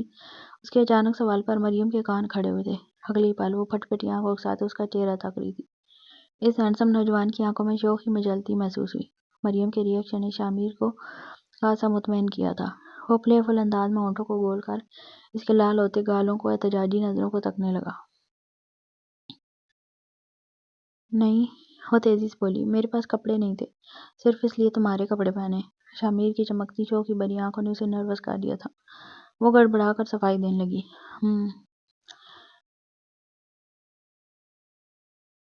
مس چشمش، چاہو تو کر سکتی ہو، میں بھی دیکھوں مس چشمش کرتی ہوئی سیڈیوس کرتی ہوئی کیسی لگتی ہے۔ اس کے چہرے کے قریب اپنا چہرہ لا کر بھرائی آواز میں کہا تو مقابل کو لگا اس کا دل اچھل کر باہر ہی نکل آئے گا۔ کس قدر چارمنگ پرسنالٹی تھی اس کی، کیا وہ نہیں جانتا تھا اس کا نظر بھر کر دیکھ لینا بھی کسی لڑکی کے دل کو اپنے قابو میں کر لینے کے لیے کافی تھا۔ پھر یہاں تو معاملہ مزید سنگین تھا۔ وہ بیچاری اپنا بے قابو دل سنبھال رہی تھی۔ پورے جسم میں خون کی روانی تیز ہوتی محسوس ہوئی۔ اچانک گرمی کا احساس ہونے لگا۔ ابھی وہ دونوں بات کر ہی رہے تھے کہ دروازہ ناک ہوا۔ میں دیکھتا ہوں، پھر بات یہیں سے کنٹینیو کریں گے۔ وہ مریم کے گلابی گال دیکھ خاصا محظوظ ہوتے آہستگی سے اس کے کان کے پاس منہ لا کر بولا، پھر تیزی سے ہاتھ الماری سے اٹھا کر دروازے کی جانب بڑھ گیا۔ اتنے جان لیوا ٹاپک کو وہ ابھی بھی کنٹینیو رکھنا چاہتا تھا۔ یہ سوچ مریم کے گال مزید دہکنے لگے تھے۔ اس کے قریب سے ہٹتے ہی مریم نے ایک گہرا سکا سانس لیا۔ دروازہ کھولتے ہی شہروز کا لٹکا منہ نظر آیا۔ اپنے بھائی کو یوں دیکھ وہ فکر مند ہوا تھا۔ کیا ہوا؟ سوری آپ کو اتنی رات کو پریشان کر رہا ہوں، لیکن میرے پاس اور کوئی چارہ بھی تو نہیں ہے۔ مجھے کچھ سمجھ نہیں آ رہا میں کیا کروں بھائی۔ وہ امن کالے بلے کی طرح میرا راستہ کاٹ گیا آج۔ سب کے سامنے کہہ رہا ہے کہ اسے زونی سے محبت ہے۔ میرا خون کھول رہا ہے بھائی، میرا بس نہیں چل رہا اسے جان سے مار دوں۔ آپ ہی بتائیں میں کیا کروں۔ میں زونی سے بہت محبت کرتا ہوں اور اسے کسی صورت نہیں دینے والا، چاہے کچھ بھی ہو جائے۔ مانا وہ خاندان کا بڑا ہے، اس کے پاس طاقت ہے، دولت ہے، لیکن میں اسے زونی نہیں دینے والا۔ مجھے پتہ ہے دادا اور باقی سب ابھی تو میرے حق میں ہے، لیکن اگر امن اسی طرح اپنی ضد پر اڑا رہا تو سب اسی کے حق میں چلے جائیں گے۔ میں بہت ڈر گیا ہوں بھائی، میں کیا کروں۔ شہروز دروازہ کھلتے ہی اس کے گلے آ لگا تھا۔ شامیر کی جان بسی تھی شہروز میں۔ وہ اسے اپنا بھائی نہیں اپنی جان مانتا تھا۔ اس کی پوری بات سن شامیر کا غصہ سوا نیزے پر پہنچ گیا تھا۔ اور زونی اس کا کیا وہ بھی؟ اس کی آنکھیں سرخ انگارہ ہو رہی تھی یہ سوال کرتے وقت۔ وہ تو جملہ تک مکمل نہیں کر سکتا تھا۔ زونی امن کو پسند کرتی ہے، اسے نہیں، جیسے اس خیال نہیں اسے اندر ہی اندر توڑا ہو۔ مریم سے نکاح صرف اسے تحفظ دینے کے لیے کیا تھا، اس سے زیادہ اس نکاح کی اس وقت کوئی اہمیت نہیں تھی شامیر کی نظر میں۔ اگر شہروز کا فیوچر سیکیور نہ کرنا ہوتا یا شہروز اس کا بھائی نہ ہوتا تو یقیناً امن کے سامنے اس وقت شہروز نہیں وہ کھڑا ہوتا۔ اپنی پسند اپنے بھائی کی محبت میں چھوڑ دی تھی، اس قدر والیانہ محبت تھی اپنے بھائی سے۔ شہروز خود نہیں آیا تھا شامیر کے پاس مدد لینے، اس کی ماں نے بھیجا تھا، کیونکہ امن سے اگر کوئی لڑ سکتا تھا تو وہ صرف اور صرف شامیر تھا۔ بانو جانتی تھی اگر شہروز کے پاس شامیر کا سپورٹ ہوا تو خون کی ندیاں بہہ جائیں گی، مگر امن کو زونی نہیں ملے گی۔ بھائی آپ جانتے تو ہیں سارا معاملہ جائیداد کا ہے۔ نیت خراب ہوئی ہے اس کی زونی کے حصے کی جائیداد پر، ورنہ زونی تو بہت خوش ہے منگنی سے۔ کیا آپ نے دیکھا نہیں تھا منگنی والے دن؟ پھر میں نے خود پوچھا تھا اسے، کوئی زبردستی نہیں کی تھی، وہ بخوشی راضی ہوئی تھی تبھی منگنی کی۔ شہروز فوراً اس کے گلے سے ہٹ کر جذباتی انداز میں بولا۔ اس کی آنکھیں آنسو سے بھری ہوئی تھی۔ اچھا تو پریشان نہ ہو، دنیا ادھر کی ادھر ہو جائے مگر تیرا بھائی تیرا ساتھ کھڑا ہے۔ میں بھی دیکھتا ہوں کیسے امن اس منگنی کو توڑواتا ہے۔ شامیر فوراً ہی اسے دلاسا دینے لگا تھا۔ اس کے جھوٹے آنسوؤں نے شامیر کو یقین دلایا کہ وہ واقعی زونی سے محبت کرتا ہے اور اسے کھو دینے کے خوف سے پاگل کر رہا ہے۔ بھائی مجھے ڈر لگ رہا ہے وہ چھین لے گا مجھ سے۔ فیروز کی بھرائی آواز اس کے دل کو چھلی کر رہی تھی۔ نہیں چھین سکتا، میں چھیننے نہیں دوں گا، چاہے کچھ بھی ہو جائے، یقین رکھو اپنے بڑے بھائی پر۔ اس لمحے پہلی بار مریم نے اسے بہت ذمہ دار شخص کے روپ میں دیکھا، ورنہ وہ ہمیشہ بہت لاابالی سا نظر آتا تھا۔ وہ نہیں جانتی کیا چل رہا تھا، مگر اتنا ضرور جان گئی تھی کہ شامیر مر جائے گا مگر اپنے بھائی کی محبت پر آنچ نہیں آنے دے گا۔ یہ تمہارا بھائی؟ فیروز کے کمرے سے جاتی مریم نے ابرو اٹھا کر استفسار کیا۔ ہاں تمہارا اکلوتا دیور، وہ نرمی سے کہتا کپڑے چینج کرنے چلا گیا تھا۔ شامیر جب واش روم سے چینج کر کے باہر نکلا تو اس نے مریم کو نیچے تکیہ لگاتے دیکھا۔ تمہیں نیچے سونے کی ضرورت نہیں ہے۔ وہ بہت عجیب سی سچویشن میں آ گیا تھا۔ سمجھ نہیں آیا کس طرح کہے کہ میرے ساتھ بیڈ پہ سو جاؤ۔ خود وہ نیچے نہیں سو سکتا تھا کیونکہ اسے نیند نہ آتی، اوپر سے 1-2 دن کی بات تو تھی نہیں، یہ تو اب زندگی بھر کا ساتھ تھا۔ وہ اپنی آئی برو کے پاس کھجاتے ہوئے نظر جھکائے کہنے لگا، تو پھر کیا تم سو گے؟ وہ لچکدار انداز میں بڑی پر امید نگاہوں سے اسے تکتے ہوئے پوچھا تھا کہ بس وہ ہاں کر دے، کیونکہ نیچے سونے کی اسے بھی عادت نہیں تھی۔ وہ جانتی تھی سو نہیں سکے گی پوری رات۔ نہیں، میرے کہنے کا مطلب تھا کہ تم صوفے پر سو جاؤ۔ چاہ کر بھی ہمت نہ کر سکا یہ کہنے کی کہ بیڈ پر میرے ساتھ آ جاؤ۔ ایک کروٹ پر پوری رات سونا بہت انکمفرٹیبل ہو جاتا ہے۔ صوفے پر سونے کا تو تصور بھی نہیں کر سکتی تھی وہ، اور صوفے پر سونے کی عادت بھی نہیں ہے مجھے، میں گر جاتی ہوں، معصوم سا چہرہ بنائے بولی۔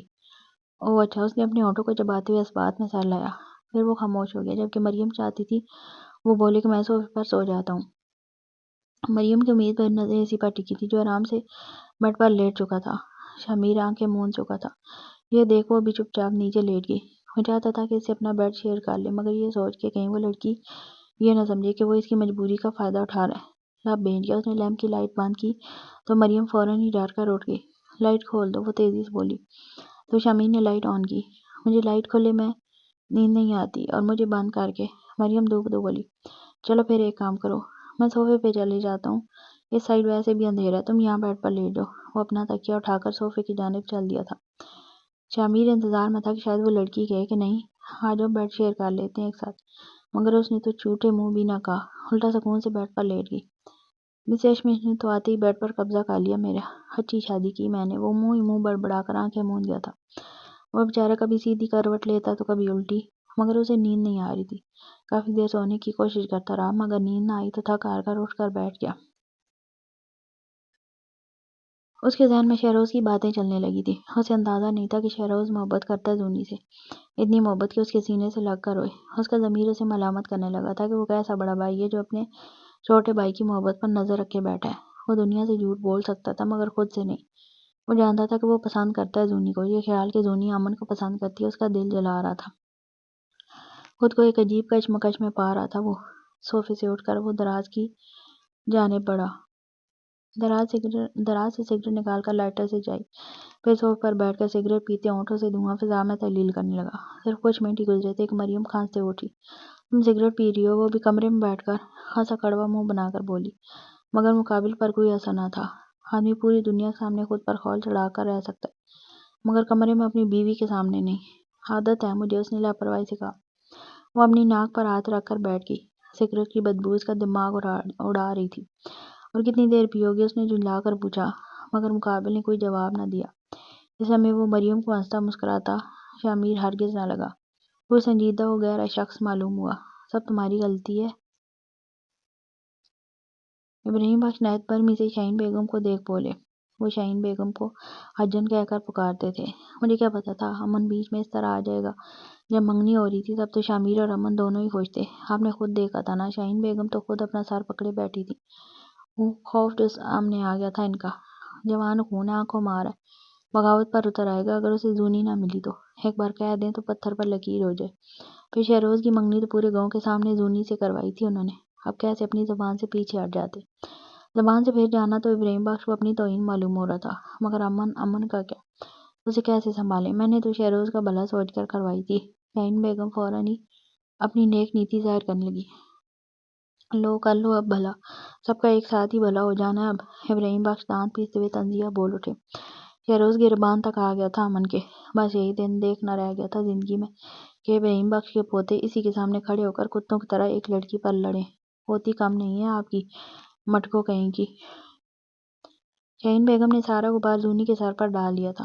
فی الحال آپ زیادہ پریشان ہوں، امن کو بس کچھ دنوں کے لیے کسی کام سے شہر بھیج دیں، باقی میں خود دیکھ لوں گی۔ شاہین بیگم مطمئن انداز میں پان اپنے منہ میں دباتے ہوئے بولی۔ تو ابراہیم بخش اسبات میں سارے لانے لگے۔ صبح اس کی آنکھ کھلی تو شامیر کو تیار ہوتے ہوئے پایا۔ کہاں جا رہے ہو؟ پوچھے بغیر نہ رہ سکی۔ یونیورسٹی۔ اور کہاں جاؤں گا مس چشمش، مجھے بھی جانا ہے۔ وہ تیزی سے کہتے ہوئے بیڈ سے اتری۔ کچھ دن ذرا رک جاؤ، کچھ سوچتے ہوئے وہ گمبھیر لہجے میں بولا تو مریم کے قدم اپنی جگہ جم گئے۔ ایک قابل وکیل بننا اس کا شروع سے خواب رہا تھا۔ ارمان نے اسے کبھی نہ روکا، بلکہ الٹا اس کی فیس بھرتا اور اسے یونیورسٹی لینے و چھوڑنے جاتا۔ مریم کو گمان ہوا جیسے شامیر اسے روک رہا ہے۔ کیوں؟ خاصا اعتراض در آیا تھا اس کے لہجے میں۔ شادی تو صرف تحفظ دینے کے لیے کی تھی نا، پھر پڑھائی سے کیوں روک رہا تھا وہ؟ ہمارے یہاں بہویں اور بیٹیاں شہر جا کر نہیں پڑھتی، وہ آہستگی سے بتانے لگا۔ تو میرا تمہارے گھر کی بہو بیٹیوں کے رول سے کیا تعلق؟ شامیر اس کے سوال پر اسے تعجب سے دیکھ لگا۔ کیا وہ لڑکی بھول گئی تھی کہ اس کے نکاح میں ہے اب؟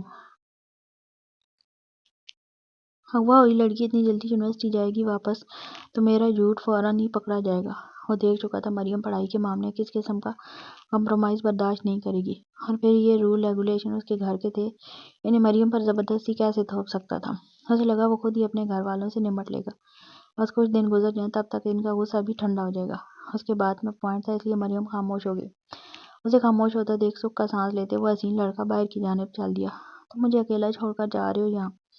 خاصا پریشان ہو کر پوچھنے لگی تھی وہ۔ اکیلی نہیں ہو تم، میرا اتنا بڑا خاندان ہے، ملنے ملانے میں ہی پورا دن گزر جائے گا تمہارا آج کا، تب تک میں بھی واپس آ جاؤں گا، اور میری امی ہیں تمہارا خیال رکھنے کے لیے، فکر مت کرو، بس کسی سے کچھ بولنا مت۔ میری امی سے بھی نہیں۔ آخری جملہ اس نے بڑے جماؤ کے ساتھ ادا کیا تھا۔ اوکے، وہ کہہ کر واپس بیڈ پر بیٹھ گئی تھی، جبکہ شامیر کمرے سے چلا گیا۔ زونی، آج ناشتے کی ٹیبل پر امن نہیں تھا، باقی سب معمول کے مطابق موجود تھے۔ جیسے ہی زونی آئی، شہروز فوراً ہی اپنی کرسی سے کھڑا ہو کر اس کے لیے کرسی کھسکان لگا۔ وہ آ کر بیٹھی تو کھاتے وقت اسے اپنے چہرے پر کسی کی نگاہوں کی تپش محسوس ہوئی۔ اس نے نگاہ اٹھا کر دیکھا تو اوپر ریکنگ کو ایک ہاتھ سے پکڑے اور دوسرے ہاتھ میں پانی سے بھرا گلاس لیے امن کھڑا نظر آیا۔ اس کی آنکھیں آگ برساتی معلوم ہوئی۔ اس نے پلٹ جواب میں ہلکا سا مسکرا کر اسے دیکھا۔ زونی کی مسکراہٹ اس لمحے اس کا دل جلا رہی تھی۔ کل کی لڑائی کے بعد رانی بیگم نے اسے سمجھایا تھا کہ کچھ دنوں کے لیے وہ ٹھنڈا ہو کر بیٹھ جائے، پھر سارا معاملہ وہ خود سنبھال لیں گی، ورنہ اگر ابھی اس نے کوئی قدم اٹھایا تو فہیم مزید بگڑ جائے گا۔ ابھی وہ چلبلی گڑیا اوپر ہی دیکھ رہی تھی کہ شہروز نے اس کی پلیٹ میں ناشتہ سرو کیا۔ یہ دیکھ امن کے سینے میں مزید آگ لگی تھی۔ شکریہ، اس نے مسکرا کر شہروز کا شکریہ ادا کیا تو سب انہی کی جانب دیکھنے لگے۔ وہ چمچ اٹھانے لگی تو اس لمحے شہروز نے بھی چمچ اسے ہی پکڑانے کے لیے اٹھایا۔ دونوں کے بیک وقت چمچ چھونے کے سبب ہاتھ مس ہوئے۔ کیونکہ دونوں کے ہاتھ اچانک مس ہوئے تھے، اس لیے دونوں ہی چونک کر ایک دوسرے کو دیکھنے لگے۔ مگر وہ لڑکی نہیں جانتی، اس کا یوں شہروز کو دیکھنا امن کے دل پر چھریاں چلا گیا تھا۔ اگلے لمحے مارے تیش کے اس نے ہاتھ میں پکڑا گلاس اوپر فلور سے نیچے فرش پر دے مارا۔ کانچ کا گلاس اونچائی سے گرنے کے سبب ٹھس کر کے ٹوٹا تھا۔ گلاس ٹوٹنے پر سب چونک کر اوپر کی جانب دیکھنے لگے، جہاں وہ خوبرو نوجوان غصے سے لال پیلا ہوتا نظر آیا۔ اس کے جلال پر جہاں باقی سب خوفزدہ ہوئے تھے، وہیں زونی ہونٹوں کو چباتے نظر جھکا کر بمشکل اپنی ہنسی روک رہی تھی۔ امن، رانی بیگم اپنے بیٹے کو دیکھ فوراً ہی اوپر کی جانب بھاگی تھی۔ وہ امن کو وہاں سے لے گئی تھی، جبکہ ابراہیم بخش غصے سے بھر کر ناشتہ چھوڑ کر چلے گئے تھے۔ آج میرے ساتھ شہر چلو گی گھومنے؟ وہ لڑکی درختوں سے بیر توڑنے کی کوشش کر رہی تھی جب شہروز وہاں کر نرمی سے پوچھنے لگا، ویسے تم ہاسٹل کب جا رہے ہو واپس؟ وہ گارڈن میں پتھر ڈھونڈتے ہوئے بغیر اس کی جانب دیکھ پوچھنے لگی۔ تم چاہتی ہو میں چلا جاؤں؟ اس نے تو صرف مروت میں پوچھا تھا۔ ہاں، مگر سامنے کی جانب سے بڑا سپاٹ جواب سن وہ شرمندہ سا ہو گیا۔ کیوں؟ ان نازک حالات میں وہ کیسے جا سکتا تھا ہاسٹل رہنے؟ کیونکہ تمہاری پڑھائی کا ہر جوڑا ہے یار۔ اسے پتھر مل گیا تھا۔ وہ اسے اٹھا کر اس کی جانب دیکھ مسکرا کر بولی، اوہ، ویسے تم کتنے خوش نصیب ہو نا، تم پڑھنے کے لیے شہر جا سکتے ہو۔ یہ جملہ ادا کرتے وقت اس کی آنکھوں میں شدید رشک بہر آیا تھا۔ اسے باہر گرمی لگ رہی تھی۔ وہ ہلکا سا ہاتھ پنکھے کی طرف اپنے چہرے پر لاتے اس بات میں سر ہلانے لگا۔ میں انجینئر بننا چاہتی ہوں شہروز، آگے پڑھنا چاہتی ہوں، شہر جانا چاہتی ہوں پڑھنے کے لیے۔ کیا تم میرے لیے کچھ کر سکتے ہو؟ اس نے پر امید نگاہوں سے شہروز کو تکتے ہوئے پوچھا تھا۔ شہروز اس کی بات تامل سے سنتا رہا مگر کچھ کہا نہیں، کیونکہ اب وہ صرف شادی کرنا چاہتا تھا، وہ بھی جلد سے جلد۔ اس کا زونی کے خوابوں سے کوئی واسطہ نہیں تھا اور نہ ہی وہ اس کے لیے کوئی سٹینڈ لینے کا سوچ رہا تھا۔ ویسے بھی شادی کے بعد ان کے یہاں کی عورتیں کہاں پڑھتی ہیں؟ یہ باتیں ہم بعد میں کر لیں گے، پہلے ابھی بتاؤ شہر چلو گی میرے ساتھ گھومنے؟ اس نے پھر اپنا سوال دہرایا تھا۔ شہروز نے اس کے خوابوں کو یکدم نظر انداز کیا تھا۔ وہ کیسے محسوس نہ کرتی؟ وہ ہلکا سا مسکرا دی۔ وہ مسکراہٹ بہت معنی خیز تھی مگر شہروز سمجھنے سے قاصر تھا۔ بالکل، کب چلنا ہے بتاؤ؟ وہ مسکرا کر تیزی سے پوچھنے لگی جیسے بہت ایکسائٹڈ ہو۔ جلدی سے تیار ہو کر آ جاؤ، چلتے ہیں پھر۔ میں نے دادا سے اجازت لے لی ہے، وہ بہت خوش ہو کر بتانے لگا، مطمئن جو ہو گیا تھا زونی کے ری ایکشن سے۔ بس 5 منٹ دو، میں آتی ہوں۔ وہ مسکراتی ہوئی کہہ کر تیزی سے اندر کی جانب بڑھ گئی تھی۔ اچھا سنو، تم جب تک میرے لیے 2-3 بیر توڑ دو، میں گاڑی میں کھا لوں گی، اتنا تو کر ہی سکتے ہو نا تم اپنی منگیتر کے لیے۔ دروازے پر پہنچ کر جیسے کچھ یاد آیا ہو، وہ پھر پلٹ کر تیزی سے اس کی جانب آئی اور اسے پتھر پکڑا دیا۔ آخری جملہ خاصا جتاتے ہوئے طنزیہ ادا کیا تھا اس لڑکی نے۔ مگر لہجہ اس قدر میٹھا اور چاشنی سے بھرا تھا کہ مقابل محسوس نہ کر سکا۔ بالکل، اور کوئی حکم؟ اس نے سر خم کرتے ہوئے مسکرا کر کہا۔ نہیں، بس تم بیر ہی توڑ دو، بہت ہے۔ زونی نہایت کڑوے لہجے میں بولی۔ اس کا اچانک بدلا ہوا لہجہ شہروز نے محسوس کیا اور فوراً اس کی جانب سر اٹھا کر دیکھا، مگر وہ اگلے ہی لمحے مسکرا دی۔ وہ اسی شہر گھماتا پھرا تھا۔ دوران سفر زونی اسے مسلسل سوالات کر رہی تھی، جیسے گاؤں سے کون سی گاڑی شہر جاتی ہے، کون سا شہر کتنا دور ہے، وغیرہ وغیرہ۔ وہ بھی مسکراتے ہوئے مسلسل اس کے جوابات دے رہا تھا، بغیر کچھ زیادہ سوچے۔ شہروز اسے جیولری کی شاپ پر لایا۔ زونی اپنے لیے جیولری دیکھنے لگی تھی کہ اچانک شہروز کی نگاہ ایک ایئر رنگ کے سیٹ پر گئی۔ وہ اسٹار کی شیپ میں تھے، جس میں ناگ جڑے ہوئے تھے۔ نہ جانے کیوں انہیں دیکھتے ہی اس کی آنکھوں میں عافیہ کا خوبصورت سراپا لہرا گیا۔ اس نے فوراً پلٹ کر دیکھا۔ زونی اندر کی جانب انگوٹھیاں دیکھنے میں مشغول تھی۔ وہ ایئر رنگ پیک کروا کر اپنے کوٹ کی جیب میں ڈال لیے۔ کچھ پسند آیا؟ وہ زونی کی جانب بڑھا تھا۔ اسے انگوٹھیاں پہن کر ٹرائی کرتے دیکھ فوراً تجسس سے استفسار کیا۔ ہاں، یہ اچھی لگ رہی ہے نا؟ اس نے اپنے ہاتھ میں پہنی ہوئی انگوٹھی دکھاتے ہوئے کہا۔ ہاں، اچھی لگ رہی ہے، پیک کروا دوں؟ بالکل۔ وہ تھکی ہاری گھر لوٹی تھی، ہاتھوں میں شاپنگ بیگ تھے۔ وہ انہیں ہاتھوں میں ہلاتے ہوئے مزے سے اپنے کمرے کی جانب بڑھ رہی تھی کہ اچانک انجانی گرفت نے اس کا ہاتھ کھینچا۔ اس کی آنکھیں شوق سے بڑی ہوئی تھیں۔ اگلے لمحے اس نے اپنے آپ کو دیوار سے پن پایا۔ کیا کرتی پھر رہی ہو تم؟ وہ دانت پیستے ہوئے پوچھ رہا تھا۔ اس کی آنکھیں سرخ انگارے ہو رہی تھی۔ انجوائے؟ وہ خاصا مسکرا کر لاپرواہی سے گویا ہوئی، جیسے جلا رہی ہو اسے۔ تمہیں جتنا انجوائے کرنا ہے میرے ساتھ کرو، اگر آئندہ اس کے ساتھ کہیں گئی تو مجھ سے برا کوئی نہیں ہوگا۔ امن کا چہرہ سرخ پڑ رہا تھا، مارے غصے و غضب و غصے کے، مگر مجال ہے کہ سامنے کھڑی لڑکی کو رتی برابر بھی کوئی فرق پڑا ہو۔ اوہ، کالا بلہ جیلس ہو رہا ہے؟ وہ ہونٹوں کو گول کر محظوظ انداز میں بولی۔ دنی بس کرو، ایسا مت دکھاؤ کہ تمہیں فرق نہیں پڑتا، کیونکہ میں جانتا ہوں تمہیں فرق پڑتا ہے۔ میرے سامنے خول چڑھا کر رکھنے کی ضرورت نہیں ہے تمہیں، کیونکہ تمہیں مجھ سے بہتر کوئی نہیں جانتا۔ اس کی زلفوں میں اپنا ہاتھ ڈال جڑوں پر اپنی گرفت مضبوط کرتے جھنجھوڑ کر آنکھوں میں آنکھیں ڈال پورے اعتماد لہجے میں جتاتے ہوئے کہا۔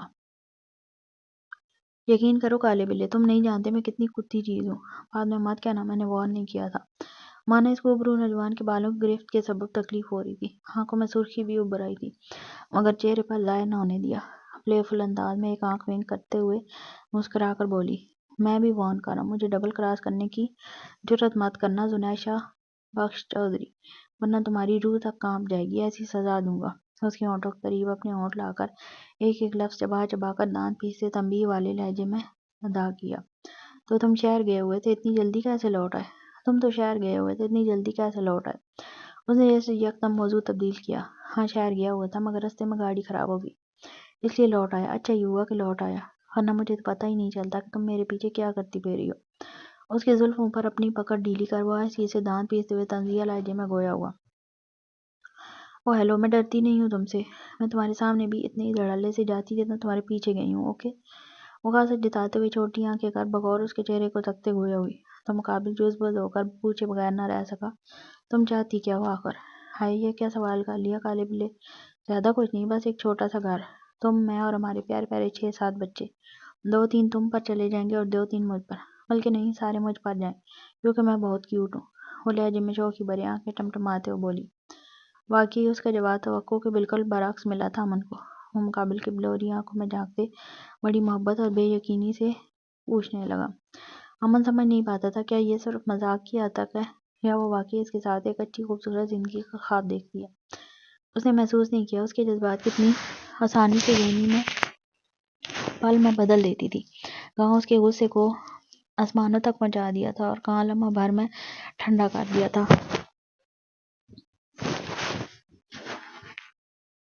ہاں، تو تمہیں کیا لگتا ہے کالے بلے، میں ہر کسی کے ساتھ اپنے بچوں کا پلان بناتی ہوں؟ عجیب۔ وہ ہلکا سا منہ بگاڑ کر بولی تو مقابل بے اختیار مسکرا دیا۔ وہ بچوں کی طرح منہ پھلائے کس قدر کیوٹ لگ رہی تھی امن کو، وہ جانتی ہی نہیں۔ امن نے اس لمحے پہلی بار محسوس کیا کہ وہ لڑکی کتنی آسانی سے مکمل طور پر کنٹرول کر لیتی ہے اسے۔ لگا جیسے وہ ماہر نفسیات ہو، جیسے صرف اس کے دماغ سے کھیل رہی ہو۔ مانا وہ مسکرا رہا تھا، مگر اس کی مسکراہٹ بہت گہری تھی۔ اور کیا کیا تم نے پورا دن آج؟ وہ کسی تفتیشی افسران کی طرح پوچھ رہا تھا۔ تمہیں کیوں بتاؤں؟ وہ اترا کر بولی۔ کیونکہ اچھی بیویاں اپنے شوہروں کو ہر بات بتاتی ہیں۔ اس کی کھڑی مغرور ناک پر اپنی انگلی مارتے وہ مسکرا کر بولا۔ اچھا، تو پھر اچھے شوہر بھی اپنی بیویوں کو سب کچھ بتاتے ہیں؟ تم چلو جلدی سے بتاؤ، کتنی بار نوچا عافیہ کو سزا کے نام پر؟ ایک دم جیسے وہ لڑکی آنکھیں بدل گئی تھی اس کی آنکھوں میں لمحہ بھر میں شدید کدورت ابھری۔ مقابل کیسے نہ دیکھتا؟ مانا اس کا لہجہ بہت نرم تھا، جیسے کوئی عام سی بات پوچھ رہی ہو، مگر اس کی آنکھیں وہ تو جیسے آگ برسا رہی تھی۔ تم سوچ بھی کیسے سکتی ہو میرے بارے میں ایسا؟ وہ فوراً ایک قدم دور ہٹتے بپر کر استفسار کرنے لگا، کیوں تم فرشتے ہو؟ وہ دونوں ہاتھ برہم سے پھول کر طنزیہ انداز میں پوچھنے لگی۔ مانا فرشتہ نہیں مگر جانور بھی نہیں ہوں۔ وہ چاہتی تو کسی اور الفاظ میں پوچھ سکتی تھی، مگر اس نے نوچنے کا لفظ استعمال کیا، جیسے وہ کوئی جانور ہو۔ میں نے کبھی اسے ہاتھ نہیں لگایا۔ امن خالصہ لٹاتے ہوئے اپنی صفائی دے رہا تھا۔ وہ واقعی کالے بلے، اتنا بھی جھوٹ مت بولو کہ میں ہضم نہ کر سکوں۔ اس کے لہجے میں بے اعتباری نمایاں تھی، جو امن کو اپنے دل میں نشتر چبوتی محسوس ہوئی۔ میں جھوٹ نہیں بول رہا، تمہاری قسم۔ اس سے زیادہ اور کیا ثبوت دے اسے اپنے کردار کا کہ اس کی قسم کھا رہا تھا؟ اللہ اللہ، میری جھوٹی قسم مت کھاؤ۔ میں ابھی بھری جوانی میں مرنا نہیں چاہتی، ابھی تو میں انجینئر بھی نہیں بنی۔ وہ روتو سے منہ بنا کر بولی۔ امن بخش چودھری کا بی بی زنیشہ بخش چودھری کی جھوٹی قسم نہیں کھا سکتا۔ اس کے لہو رنگ آنکھیں زونی کو مجبور کر رہی تھی کہ اعتبار کرے ان پر۔ اس کے جملے میں نہ جانے کیا سحر تھا۔ وہ اپنے دل کو اس نوجوان کی جانب مائل ہوتا پا رہی تھی۔ اچھا بھئی، تم تو سیریس ہی ہو جاتے ہو۔ اگلے پل وہ ایسے موضوع کو ٹال گئی جیسے یہ بات کوئی اہمیت کی حامل ہی نہیں تھی۔ مقابل اس کا چہرہ دیکھ کر رہ گیا۔ کچھ ثانیوں تک وہ یوں ہی اسے دیکھتا رہا اور پھر سر جھٹک کر ایک گہری سانس بھری۔ کچھ لمحے ماحول پر خاموشی کا راج رہا۔ تم انجینئر بننا چاہتی ہو؟ امن نے پھر بات شروع کی۔ ہاں، تم مدد کر سکتے ہو میری؟ تیزی سے پوچھنے لگی۔ بالکل۔ دادا کا غصہ تھوڑا ٹھنڈا ہو جائے میری جانب سے پھر بات کرتا ہوں، میں تمہاری آگے کی پڑھائی کے لیے۔ وہ مطمئن لہجے میں بولا تو زونی اس کا چہرہ دیکھنے لگی۔ اگر وہ نہیں جانتی کہ وہ صرف ایکٹنگ کر رہا ہے محبت کی، فقط ناٹک، تو یقیناً آج اسی لمحے اس کی محبت میں گرفتار ہو جاتی، جو اس کے خوابوں کے لیے سٹینڈ لینے کے لیے تیار کھڑا تھا۔ اس لمحے شدت سے دل چاہا کاش وہ ناٹک نہ کر رہا ہوتا، کاش وہ واقعی اتنی محبت کرتا کہ اس کے لیے سٹینڈ لے۔ مگر صرف کاش ہی تو تھا، حقیقت تو بالکل اس کے برعکس کھڑی تھی۔ یا روز سے کبھی زیادہ مکار لگا وہ۔ کم از کم اس بندے نے جھوٹی امید تو نہیں دلائی تھی۔ غلط انسان سے امید توڑ کر رکھ دیتی ہے، اور وہ ٹوٹنے والوں میں سے نہیں تھی۔ شکریہ، وہ مسکرا کر بولی۔ ویسے تمہیں کب لگا تمہیں کہ مجھ سے محبت ہے؟ خاصا تجسس سے پوچھا تھا۔ جاننا چاہتی تھی کیا جواب دیتا ہے، کتنا اور جھوٹ بولتا ہے۔ چھوڑ دو، میں نہیں چاہتا تم مجھے ٹھرکی سمجھو۔ وہ مفہومانہ انداز میں مسکراتے ہوئے بولا۔ نہیں بتا سکتا تھا اسے ابھی کہ کس لمحے محبت ہوئی، مگر بتانا ضرور چاہتا تھا ایک دن۔ وہ الجھ کر دیکھنے لگی۔ اب یہ کیسا جواب ہوا بھلا؟ اپنے ارادے بتا دوں تمہیں تو شرم ہوگی، اس لیے ابھی رہنے دو۔ اس کے کان کے پاس منہ لا کر ذومعنی انداز میں بھرائی آواز میں سرگوشی کی۔ مقابل کے کان سرخ پڑے تھے، اس کے گرم سانسیں کانوں کی لو کو جھلسا رہی تھی۔ شدت سے گرمی کا احساس ہوا۔ اس نے فوراً ہی اپنی گالوں کو ہاتھ لگایا جو بری طرح جل رہے تھے۔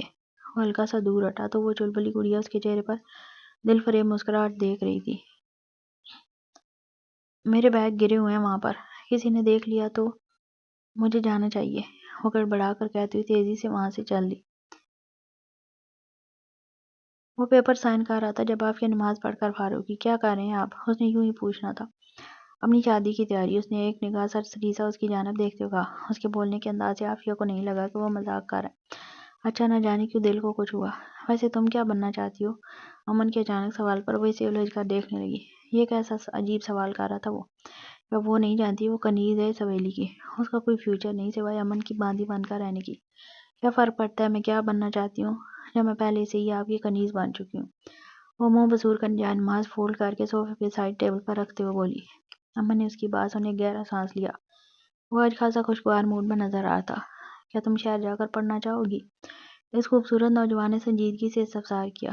کیوں مجھ غریب سے مذاق کر رہے ہیں؟ میں مذاق نہیں کر رہا، میری زونی انجینئر بننا چاہتی ہے تو میں اس کے لیے دادا سے بات کروں گا، تو سوچ رہا ہوں تمہیں بھی اس کے ساتھ ہی بھیج دوں۔ بظاہر تو تم یہاں سے لوگوں کی نظر میں اس کی کنیز بن کر جاؤ گی، مگر تم وہاں جا کر اپنی پڑھائی مکمل کر لینا۔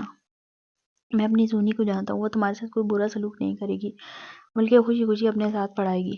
اس نے نوٹ نہیں کیا تھا شاید، مگر عافیہ نے کر لیا تھا کہ وہ بات بات پر آج میری زونی کر رہا ہے۔ امن کے لہجے میں بڑا فخر تھا زونی کا ذکر کرتے وقت۔ کیا آپ سچ کہہ رہے ہیں؟ کیا آپ مجھے واقعی پڑھنے کی اجازت دے رہے ہیں؟ عافیہ تیزی سے اس کے قدموں میں بیٹھتے نگاہ اٹھا کر اس حسین نوجوان کو دیکھ بے یقینی سے پوچھنے لگی۔ اس کی آنکھیں چمک رہی تھیں یہ سوال کرتے وقت۔ بالکل، تم میرے لیے میری بہن جیسی ہو، اور میں چاہتا ہوں تم بھی اپنے پاؤں پر کھڑی ہو۔ ویسے بھی حویلی میں اتنی کنیزیں ہیں، کسی کو پتہ نہیں چلے گا کہ تم غائب ہو گئی ہو۔ تم پڑھ لے کر وہیں جاب کر لینا، میں سپورٹ کروں گا۔ اس کی آنکھیں جلملا گئی تھی اس کی بات سن۔ اسے یقین نہ آیا اپنی خوش قسمتی پر۔ اللہ آپ کی تمام جائز حاجات پوری کرے، آپ کو آپ کی محبت سے ملائے، یہ میری دل سے دعا ہے۔ وہ مسرت بھرے لہجے میں جلملاتی آنکھ ساتھ اس کی جانب دیکھتے دل سے دعا دینے لگی۔ وہ نہیں جانتا اس نے کیا دیا تھا آج عافیہ کو۔ نئی زندگی کی امید، وہ زندگی جس کا وہ خواب دیکھا کرتی تھی، جس کی وہ دعائیں مانگا کرتی تھی۔ جزاک اللہ آمین۔ اب تم نیچے سے اٹھو اور جلدی سے کھانا لگاؤ، مجھے بھوک لگ رہی ہے، اس نے مسکراتے ہوئے کہا۔ نوری کھانا ابھی تک نہیں لائی ہے، آپ کہیں تو میں باہر جا کے لے آؤں۔ کوئی ضرورت نہیں ہے، وہ اسے باہر نہیں جانے دیتا تھا کمرے سے۔ اپنے باپ کا ڈر اس کے دل میں ابھی بھی موجود تھا۔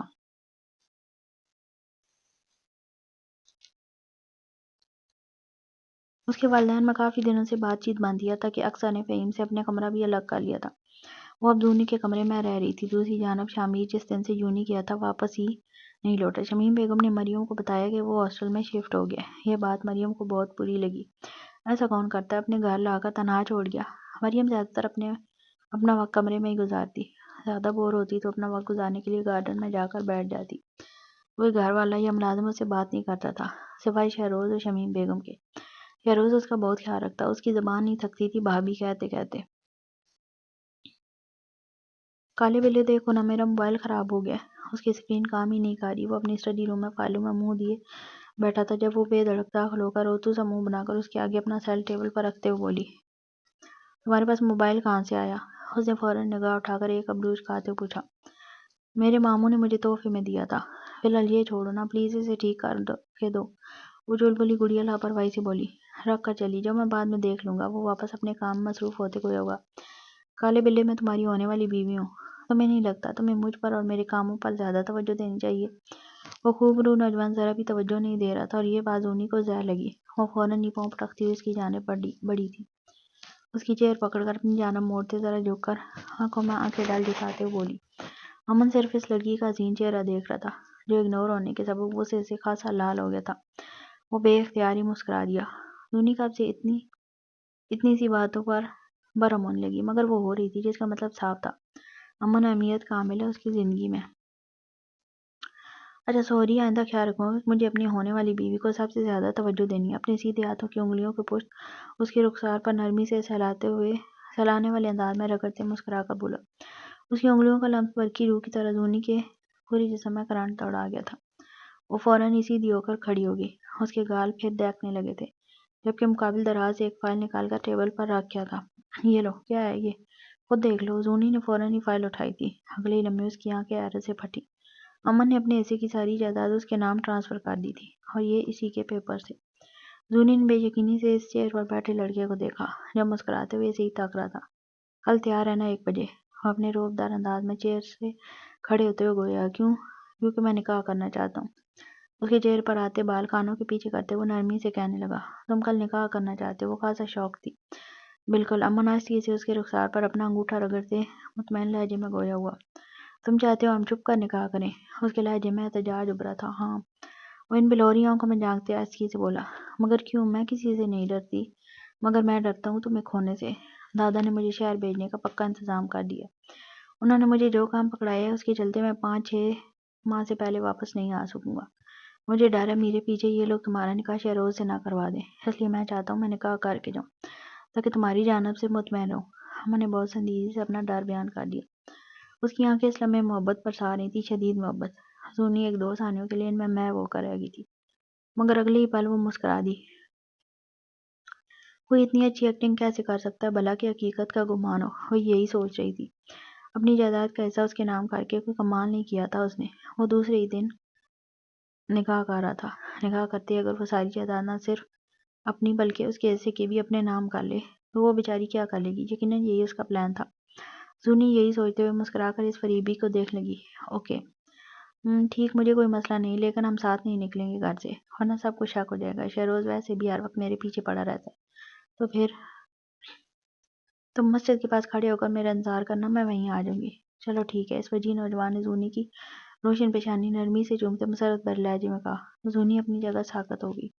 اس کی آنکھیں مارے شوق سے بڑی ہوئی تھیں۔ لگا اس لمحے اس خوبرو لڑکے نے اس کی روح کو چھوا۔ اس نے اپنے دل کو بابلوں کی طرح دھڑکتا ہوا محسوس کیا۔ امن کی قربت میں اس کا سانس لینا تک محال تھا۔ جبکہ مقابل بہت خوش و مطمئن تھا۔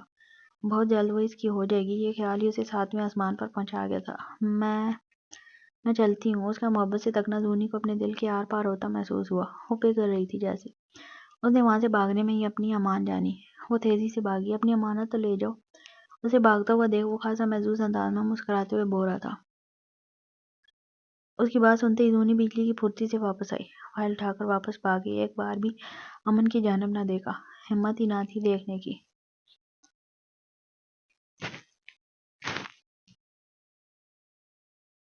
وہ وقت سے پہلے ہی مسجد کے باہر پہنچ گیا تھا۔ دھوپ اپنی آب و تاب سے چمک رہی تھی۔ اس کا گورا رنگ دھوپ کی شدت سے سرخ پڑ گیا تھا۔ 15-20 منٹ میں انتظار کرتے کرتے وہ نماز پڑھنے چلا گیا۔ نماز پڑھ کر واپس آیا تو ابھی زونی وہاں موجود نہ تھی۔ کیا ہو گیا زو؟ کہاں رہ گیا؟ وہ زیر لب بڑبڑایا تھا۔ آدھا گھنٹہ، 1 گھنٹہ، 2 گھنٹے، حتیٰ کہ 3 گھنٹے گزر گئے مگر وہ لڑکی نہ آئی۔ اس کی آس اب دم توڑ گئی تھی۔ وہ غصے سے سرخ ہوتے اپنی گاڑی میں بیٹھا۔ اسے کل شہر نکلنا تھا اور یہ بات وہ زونی کو بتا چکا تھا۔ اس کے پاس صرف آج ہی کا دن تھا نکاح کے لیے۔ پھر وہ لڑکی کیوں نہ آئی؟ وہ گاڑی بھگاتے ہوئے حویلی پہنچا۔ غصے سے لال پیلا ہوتا ابھی زونی کمرے کی جانب آ ہی رہا تھا کہ اس کا کندھا اچانک اپنے باپ کے کندھے سے ٹکرایا۔ فیض بخش نے اپنی مونچھوں کو تو دیا اور پھر مسکراتے ہوئے چل دیے۔ امن کی نگاہیں اس لمحے ان کی قمیض کے دامن پر لگے خون پر گئیں۔ اس کا دماغ کھٹکا۔ وہ تیزی سے آواز پاختہ ہو کر اپنے کمرے کی جانب بھاگا تھا۔ اس کے کمرے کا دروازہ ہلکا سا کھلا ہوا تھا۔ کمرے کا دروازہ کھلا دیکھ اسے لگا اس کا دل بند ہو جائے گا۔ لرزتے ہاتھوں کے ساتھ اس نے دروازہ پورا کھولا تھا۔ لاؤنج میں داخل ہوا تو ہر چیز بکھری پڑی تھی۔ LCD کی سکرین ٹوٹی ہوئی تھی اور وہاں کافی سارا خون سفید فرش پر گرا نظر آ رہا تھا۔ اس کا پورا جسم لرزنے لگا۔ اس نے پورے کمرے میں نظر دوڑائی مگر اسے کہیں بھی عافیہ نظر نہ آئی۔ وہ بڑی ہمت جمع کر تیزی سے اندر کی جانب بھاگا۔ بیڈ روم میں داخل ہوتے ہی جو ہولناک اور روح ہلا دینے والا منظر اس کے سامنے تھا وہ اس کے جسم سے جان جدا کر گیا۔ عافیہ کا جسم نیم بند حالت میں پنکھے سے لٹکا نظر آیا۔ عافیہ! وہ حلق کے بل چیخا۔ اس لمحے اس کی چیخ در و دیوار کو ہلا دینے کے لیے کافی تھی۔ تیزی سے اس لڑکی کی جانب دوڑا۔ اس لڑکی کے سر سے اس قدر خون نکل رہا تھا کہ چہرہ اور بال سب خون آلود ہو چکے تھے۔ فیض بخش اسے مرنے کے لیے لٹکا کر چلا گیا تھا۔ امن نے تیزی سے بیڈ پر چڑھ کر اس کے پاؤں پکڑے۔ کوئی ہے نوری! وہ حلق کے بل دوڑا۔ نوری اسی لمحے کمرے میں بھاگتی ہوئی چلی آئی تھی۔ عافیہ کی حالت دیکھ اس کی جان بھی نکلی۔ جلدی ادھر آؤ۔ امن نے اس کے پاؤں نوری کو پکڑائے تاکہ سہارا ملے اس کی باڈی کو اور بیڈ کے سائیڈ میں پڑا سٹول اٹھا کر لایا۔ وہ سٹول پر چڑھ کر اس کی رسی کھولی۔ اس کے زخمی اور خون آلود جسم کو نرمی سے اپنی باہوں میں لے کر نیچے اترا۔ اس کی سانسیں چل رہی ہیں۔ اپنے لرزتے ہاتھوں کے ساتھ اس کی نبض پکڑ کر چیک کی۔ پھر تیزی سے اپنی کالی شال اتار کر اس کے وجود سے لپیٹ دی اور اسے باہوں میں بھر کر باہر کی جانب دوڑا۔ جلدی گاڑی نکالو۔ اس لمحے اس کے نزدیک صرف عافیہ کی زندگی پیاری تھی۔ وہ اسے گاؤں کے اسپتال لے آیا تھا مگر ڈاکٹرز نے معذرت کر لی یہ کہہ کر یہاں اس کا ٹریٹمنٹ ممکن نہیں۔ اسے کسی بڑے اسپتال میں منتقل کریں۔ ایمبولینس میں ڈاکٹرز کے ساتھ اس نے عافیہ کو شہر روانہ کیا۔ صرف یہی ایک طریقہ تھا اس کی جان بچانے کا۔ وہ اپنی بہن کو پڑھنے کے لیے شہر بھیجنا چاہتا تھا نہ کہ اس حالت میں۔ وہ ہمیشہ سوچا کرتا تھا اتنا معمولی سا تو چہرہ ہے، کوئی بھلا کیسے اس چہرے کے لیے اپنی جان دے سکتا ہے؟ مگر آج اس کا دل صدا دے رہا تھا کہ اگر وہ اس لمحے وہاں ہوتا جب اس کا باپ اس کی عزت تار تار کر رہا تھا تو وہ اپنی جان دے دیتا مگر اپنی بہن کی عزت پر آنچ نہیں آنے دیتا۔ آج اس نے جان لیا تھا خوبصورتی دل کی ہوتی ہے اور اس لڑکی کا دل بہت خوبصورت تھا، بہت پاک، بہت صاف۔ اس کی گاڑی ایمبولینس کے ساتھ ساتھ چل رہی تھی۔ یہ اتفاق ہی تھا کہ ایمبولینس کے برابر سے فیروز کی گاڑی گزری۔ اس نے ایمبولینس کو جاتے دیکھا۔ اگر وہ جانتا کہ اس ایمبولینس میں کون تھا تو یقیناً وہ اتنے پرسکون انداز سے نہ بیٹھا ہوتا۔ وہ گھر آیا تو اس نے ملازمین کو فرش پر خون صاف کرتے ہوئے دیکھا۔ نظر انداز کر ڈائریکٹ اپنے کمرے کی جانب بڑھ گیا۔ تمہیں پتہ ہے کیا ہوا ہے؟ کنیز بانو اپنے بیٹے کو دیکھ فوراً ہی مثالے دار خبر کی طرح بتانے کے لیے بے صبری ہوئی۔ کیا؟ وہ امن ہے نا؟ وہ تو اپنے باپ، دادا اور چاچا سے بھی 2 ہاتھ آگے نکلا ہے۔ میں تو انہی کو ظالم سمجھتی تھی مگر وہ تو ان سب کا بھی سردار نکلا۔ مجھے نوری سے پتہ چلا ہے کہ پہلے تو اس نے اپنی کنیز کو پنکھے سے لٹکا کے مار دیا اور جب وہ مرنے کے قریب پہنچ گئی تو لوگوں کی نظر میں اچھا بننے کے لیے اس کے بے جان جسم کو لے کر بچانے کے لیے بھاگ گیا۔ واقعی امن کی شخصیت بہت سلجھی ہوئی تھی، اس لیے شہروز کو اس جیسے شخص سے ایسی امید نہ تھی۔ کیا میں جھوٹ بولوں گی؟ پتہ ہے کتنا بڑا سنکی ہے۔ آج تک اس نے اپنی کنیز کو کمرے سے باہر نہیں نکلنے دیا تھا۔ اپنی ماں کی بات سن شہروز کو ترس آیا تھا اس کنیز پر جیسے اس کے نزدیک اس نے کبھی دیکھا تک نہیں تھا۔ پھر تو میں دعا کروں گا کہ اللہ اس کا پردہ कर दे इस दुनिया से। बस यही एक आज़ादी का रास्ता है इस बेचारी के लिए। शहरोज़ अफसरदा होकर गोया हुआ। किस कदर जालिम थे ये हवेली के मर्द, वो यही सोच रहा था। इसकी माँ पर किस कदर जुल्म ढाए थे, ज़हनी और जिस्मानी तशद्दुद का निशाना बनाया था। वो कुछ नहीं भूला था, हाँ बस खामोश था। अभी ताकत नहीं थी न लड़ने की इन लोगों से, इसलिए सही वक्त का इंतजार कर रहा था। वो नीचे आया तो अक्सा बेगम को रोता हुआ पाया। फ़हीम बख्श इनके सर पर खड़े बुरी तरह चीख रहा था। क्या हुआ है चाचा? सब इर्द-गिर्द जमा थे। वो परेशान होकर तेजी से आकर पूछने लगा। क्या होना है? वो हरामजादी मेरे मुंह पर कालक पोत कर भाग गई है। फ़हीम की बात सुनते ही मानो उसे झटका लगा था। क्या? ऐसा नहीं हो सकता। उसे यकीन नहीं आ रहा था अपने कानों पर। ऐसा हो चुका है शहरोज़ बेटा, सुबह से गायब है वो करम जली। शमीम बेगम नमक जले पर नमक छिड़कने वाले अंदाज में बताने लगी। वो तो बहुत खुश थी इस मंगनी से, फिर कैसे भाग गई? वो ज़ेरे लब बेयकीनी से बड़बड़ाया। सारे मुलाज़मीन कान खोल कर सुन लो। यह बात हवेली से बाहर न निकले कि हवेली की बेटी गायब है, वरना मैं ज़बान गुद्दी से खींच लूँगा तुम लोगों की। खींच लूँगी तुम लोगों की। शाहीन बेगम सारे मुलाज़मीन पर एक साथ निगाह डाल धमकी अमेज़ लहजे में बोली। अगर जूनी के भागने के बाद गाँव में खुल गई तो इनकी क्या इज़्ज़त रह जानी है। पूरे गाँव में इनकी तू तू हो जाएगी। ये खाली उन्हें मार रहा था। फैज़ बख्श चौधरी बाहर निकल। वो हसीन नौजवान लॉन में खड़ा इसका नाम लेकर ज़ोर ज़ोर से दौड़ा ले। इसकी आवाज़ सुनते ही सब बाहर निकल आए थे। दिमाग ख़राब हो गया क्या अमन? अपने ही बाप को इस तरह कौन बुलाता है? तमीज़ भूल कर आ गए हो कहीं? रानी बेगम चीखते हुए सीढ़ियों से उतरी थी। फैज़ बख्श चौधरी, मैंने कहा ना नीचे आ। रानी बेगम की बात को मुकम्मल नज़रअंदाज कर वो फिर से ऊपर की जानिब देखकर चीखा। अमन बख्श, आवाज़ नीचे रखो। ये कौन सा तरीका अपने बाप को बुलाने का? इब्राहिम बख्श चौधरी अपने कमरे से बाहर निकलकर उसकी जानिब बरमी से आते उसीले लहजे में गोया हुए। उसके यूं बुलाने पर तकरीबन सभी लॉन में जमा हुए थे, मगर फैज़ बख्श चौधरी अभी तक कमरे से बाहर नहीं आया था। फैज़ बख्श, आज इस पर किसी के भी बोल का कोई असर नहीं था। वो फिर चीखा।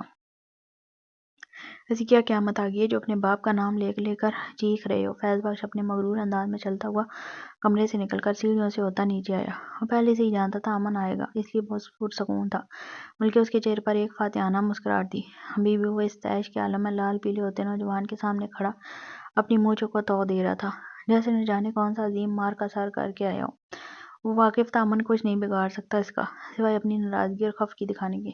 क्यों किया आपने ऐसा? क्या बिगाड़ा था इस बेचारी ने आपका? क्यों इसे मार दिया? क्यों क्यों मारा आफिया को? क्यों क्यों मारा? क्यों? वो पागलों की तरह हल्क के बल चीख रहा था।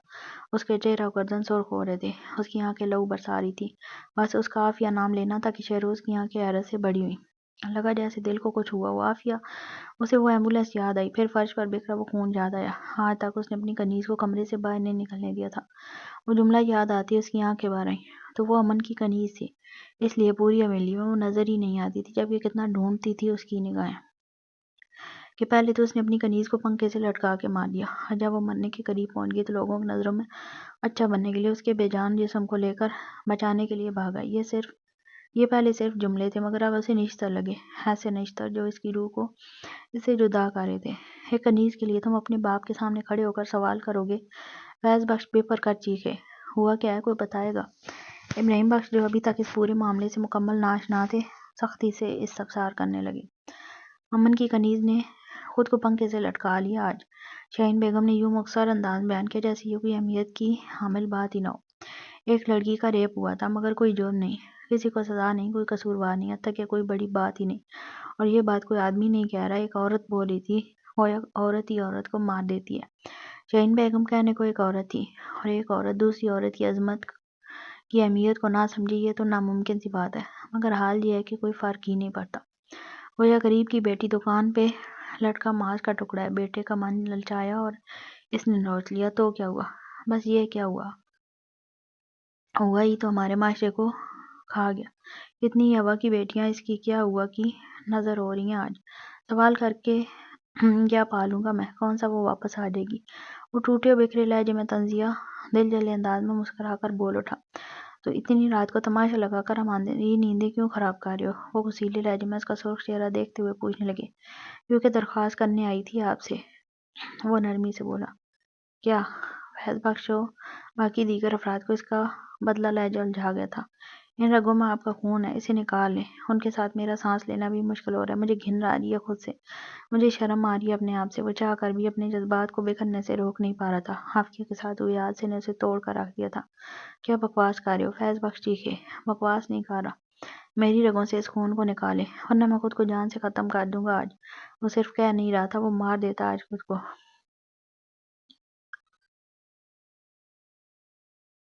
کوئی گھر میں جانور بھی پالے نا تو اس سے محبت ہو جاتی ہے، یہ ایک فطری عمل ہے۔ پھر وہ لڑکی تو جیتی جاگتی خواب سجاتی انسان تھی، جو کبھی نماز پڑھتی نظر آتی تو کبھی گارڈن میں پھولوں کو پانی دیتے، جو کبھی بچوں کی طرح بارش میں نہاتی نظر آتی، جو کبھی بڑوں کی طرح اس سے باتیں کرتے۔ وہ کسی بچے کی طرح ٹریٹ کرنے لگا تھا اسے، جب سے اس کے بھاگنے کی وجہ کو جانا تھا۔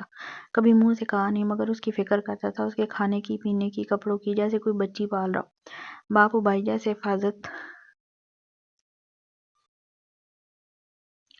باپ و بھائی جیسے حفاظت کرتے ہیں، بالکل ویسے ہی حفاظت کرتا تھا اس کی۔ جلد سے جلد اسے حویلی سے دور بھیج دینا چاہتا تھا تاکہ کوئی جانور اس کی عزت پر ہاتھ نہ ڈال سکے، مگر وہ نہ بچا سکا۔ اور زیادہ تکلیف یہ بات دے رہی تھی کہ وہ جانتا تھا کہ اس کی بہن کا مجرم کون ہے، مگر وہ سب کچھ جانتے ہوئے بھی اس ظالم کا کچھ نہیں بگاڑ سکتا تھا۔ پھر وہ کیسے نہ تڑپے، کیسے نہ مچلے۔ آپ کے خون سے اس کے کپڑے ابھی بھی رنگے تھے، اس کا وجود ابھی بھی لرز رہا تھا۔ امن، کیا ہو گیا تمہیں؟ وہ ایک معمولی سی کنیز ہی تو تھی۔ رانی بیگم فوراً ہی اس کا بازو سہلاتے سمجھانے والے انداز میں بولی۔ کنیزوں کا دور نہیں ہے یہ، انسان تھی وہ، عام انسان، آپ اور میری طرح۔ وہ احتجاجاً چیخا۔ بانو اس کا جملہ سن مسکرا دی کہ چلو کسی کے منہ سے تو سچ نکلا، کسی کو تو یاد آیا اس ناانصافی کے خلاف بولنے کا۔ چیخو مت زیادہ، اس کنیز سے ہمدردی ہو رہی ہے تو نکل جاؤ اس گھر سے۔ ابراہیم بخش پیچھے سے داڑے۔ میں خود بھی یہاں رہنا نہیں چاہتا۔ وہ نوجوان دانت پیستے ایک ایک لفظ اپنے دادا کی آنکھوں میں آنکھیں ڈال دیکھتے برہم سے گویا ہوا۔ اگلے لمحے اس نے اپنی جیب سے نکال کر گاڑی کی چابی اور موبائل فیض بخش کے پاؤں پر پھینکے اور تیزی سے سامنے میز پر سجے گلدان کو اٹھایا تو اس گلدان پکڑ کر اس نے اپنے سر پر دے مارا۔ امن سب کی چیخ بلند ہوئی۔ سب سے پہلے اس کی دادی کا دم نکلا تھا، پھر ماں اور باقی سب کا ہی بڑا لاڈلا تھا وہ۔ اس کی دادی تو نظر اتار اتار کر ہی پوری ہو جایا کرتی تھی۔ مریم وہیں کھڑی تھی، بہت ڈر گئی تھی یہ سب دیکھ، لیکن اب بہت حد تک اسے حویلی کا ماحول سمجھ میں آنے لگا تھا۔ شاہین بیگم تیزی سے اس کی جانب بڑھی تو اس نے ہاتھ دکھا کر روکا، اس کے سر سے خون نکل رہا تھا، مانا چکر آ گئے تھے، مگر وہ سخت جان بنے پھر بھی کھڑا تھا۔ اگلے ہی پل اس نے نیچے زمین پر پڑے کانچ کے ٹکڑوں میں سے ایک ٹکڑا اٹھایا اور اپنی رگ کاٹ لی۔ فیض بخش کو اس کے اتنی جنونی رد عمل کی توقع نہ تھی۔ ابراہیم بخش اور باقی سب پھٹی آنکھوں کے ساتھ اس نوجوان کو دیکھ رہے تھے۔ امن، ابراہیم بخش کو اپنے پوتے کی حالت دیکھ درد بھری چیخ نکلی، جسے سن وہ نوجوان مسکرا دیا۔ یہ بالکل ویسی ہی چیخ تھی جیسے امن کی عافیہ کو پنکھے سے لٹکا دیکھ کر نکلی تھی۔ امن کا چہرہ سفید پڑتا جا رہا تھا، آنکھیں بند ہونے لگی تھیں، سارا گندا خون نکل گیا۔ وہ اپنے ہاتھ سے تیزی سے خون کو بہتا دیکھ ہلکا سا مسکرا کے بولا، امی جمع کر لیں اسے، اس پر فاتحہ پڑھوا لیجیے گا۔ مر گیا امن بخش چودھری آج سے۔ میں صرف امن ہوں، امن، اور میرا آپ جیسے ظالموں سے کوئی واسطہ نہیں، خاص طور پر فیض بخش چودھری تجھ سے۔ وہ اپنے باپ کی جانب خون آلود انگلی اٹھا کر گویا ہوا۔ امن، ایسا نہ کہو، میں مر جاؤں گی، رانی بیگم روتے ہوئے بولی۔ وہ اسے روکنے کی کوشش کر رہی تھی مگر وہ نہ رکا۔ وہ لڑکھڑاتا اسی حالت میں حویلی سے نکل گیا۔ ابراہیم بخش نے فوراً ہی اپنے ملازم کو اشارہ کیا تو وہ تیزی سے امن کے پیچھے ہو لیا۔ امن حویلی کے مین دروازے پر ہی چکر کھا کر گر گیا تھا۔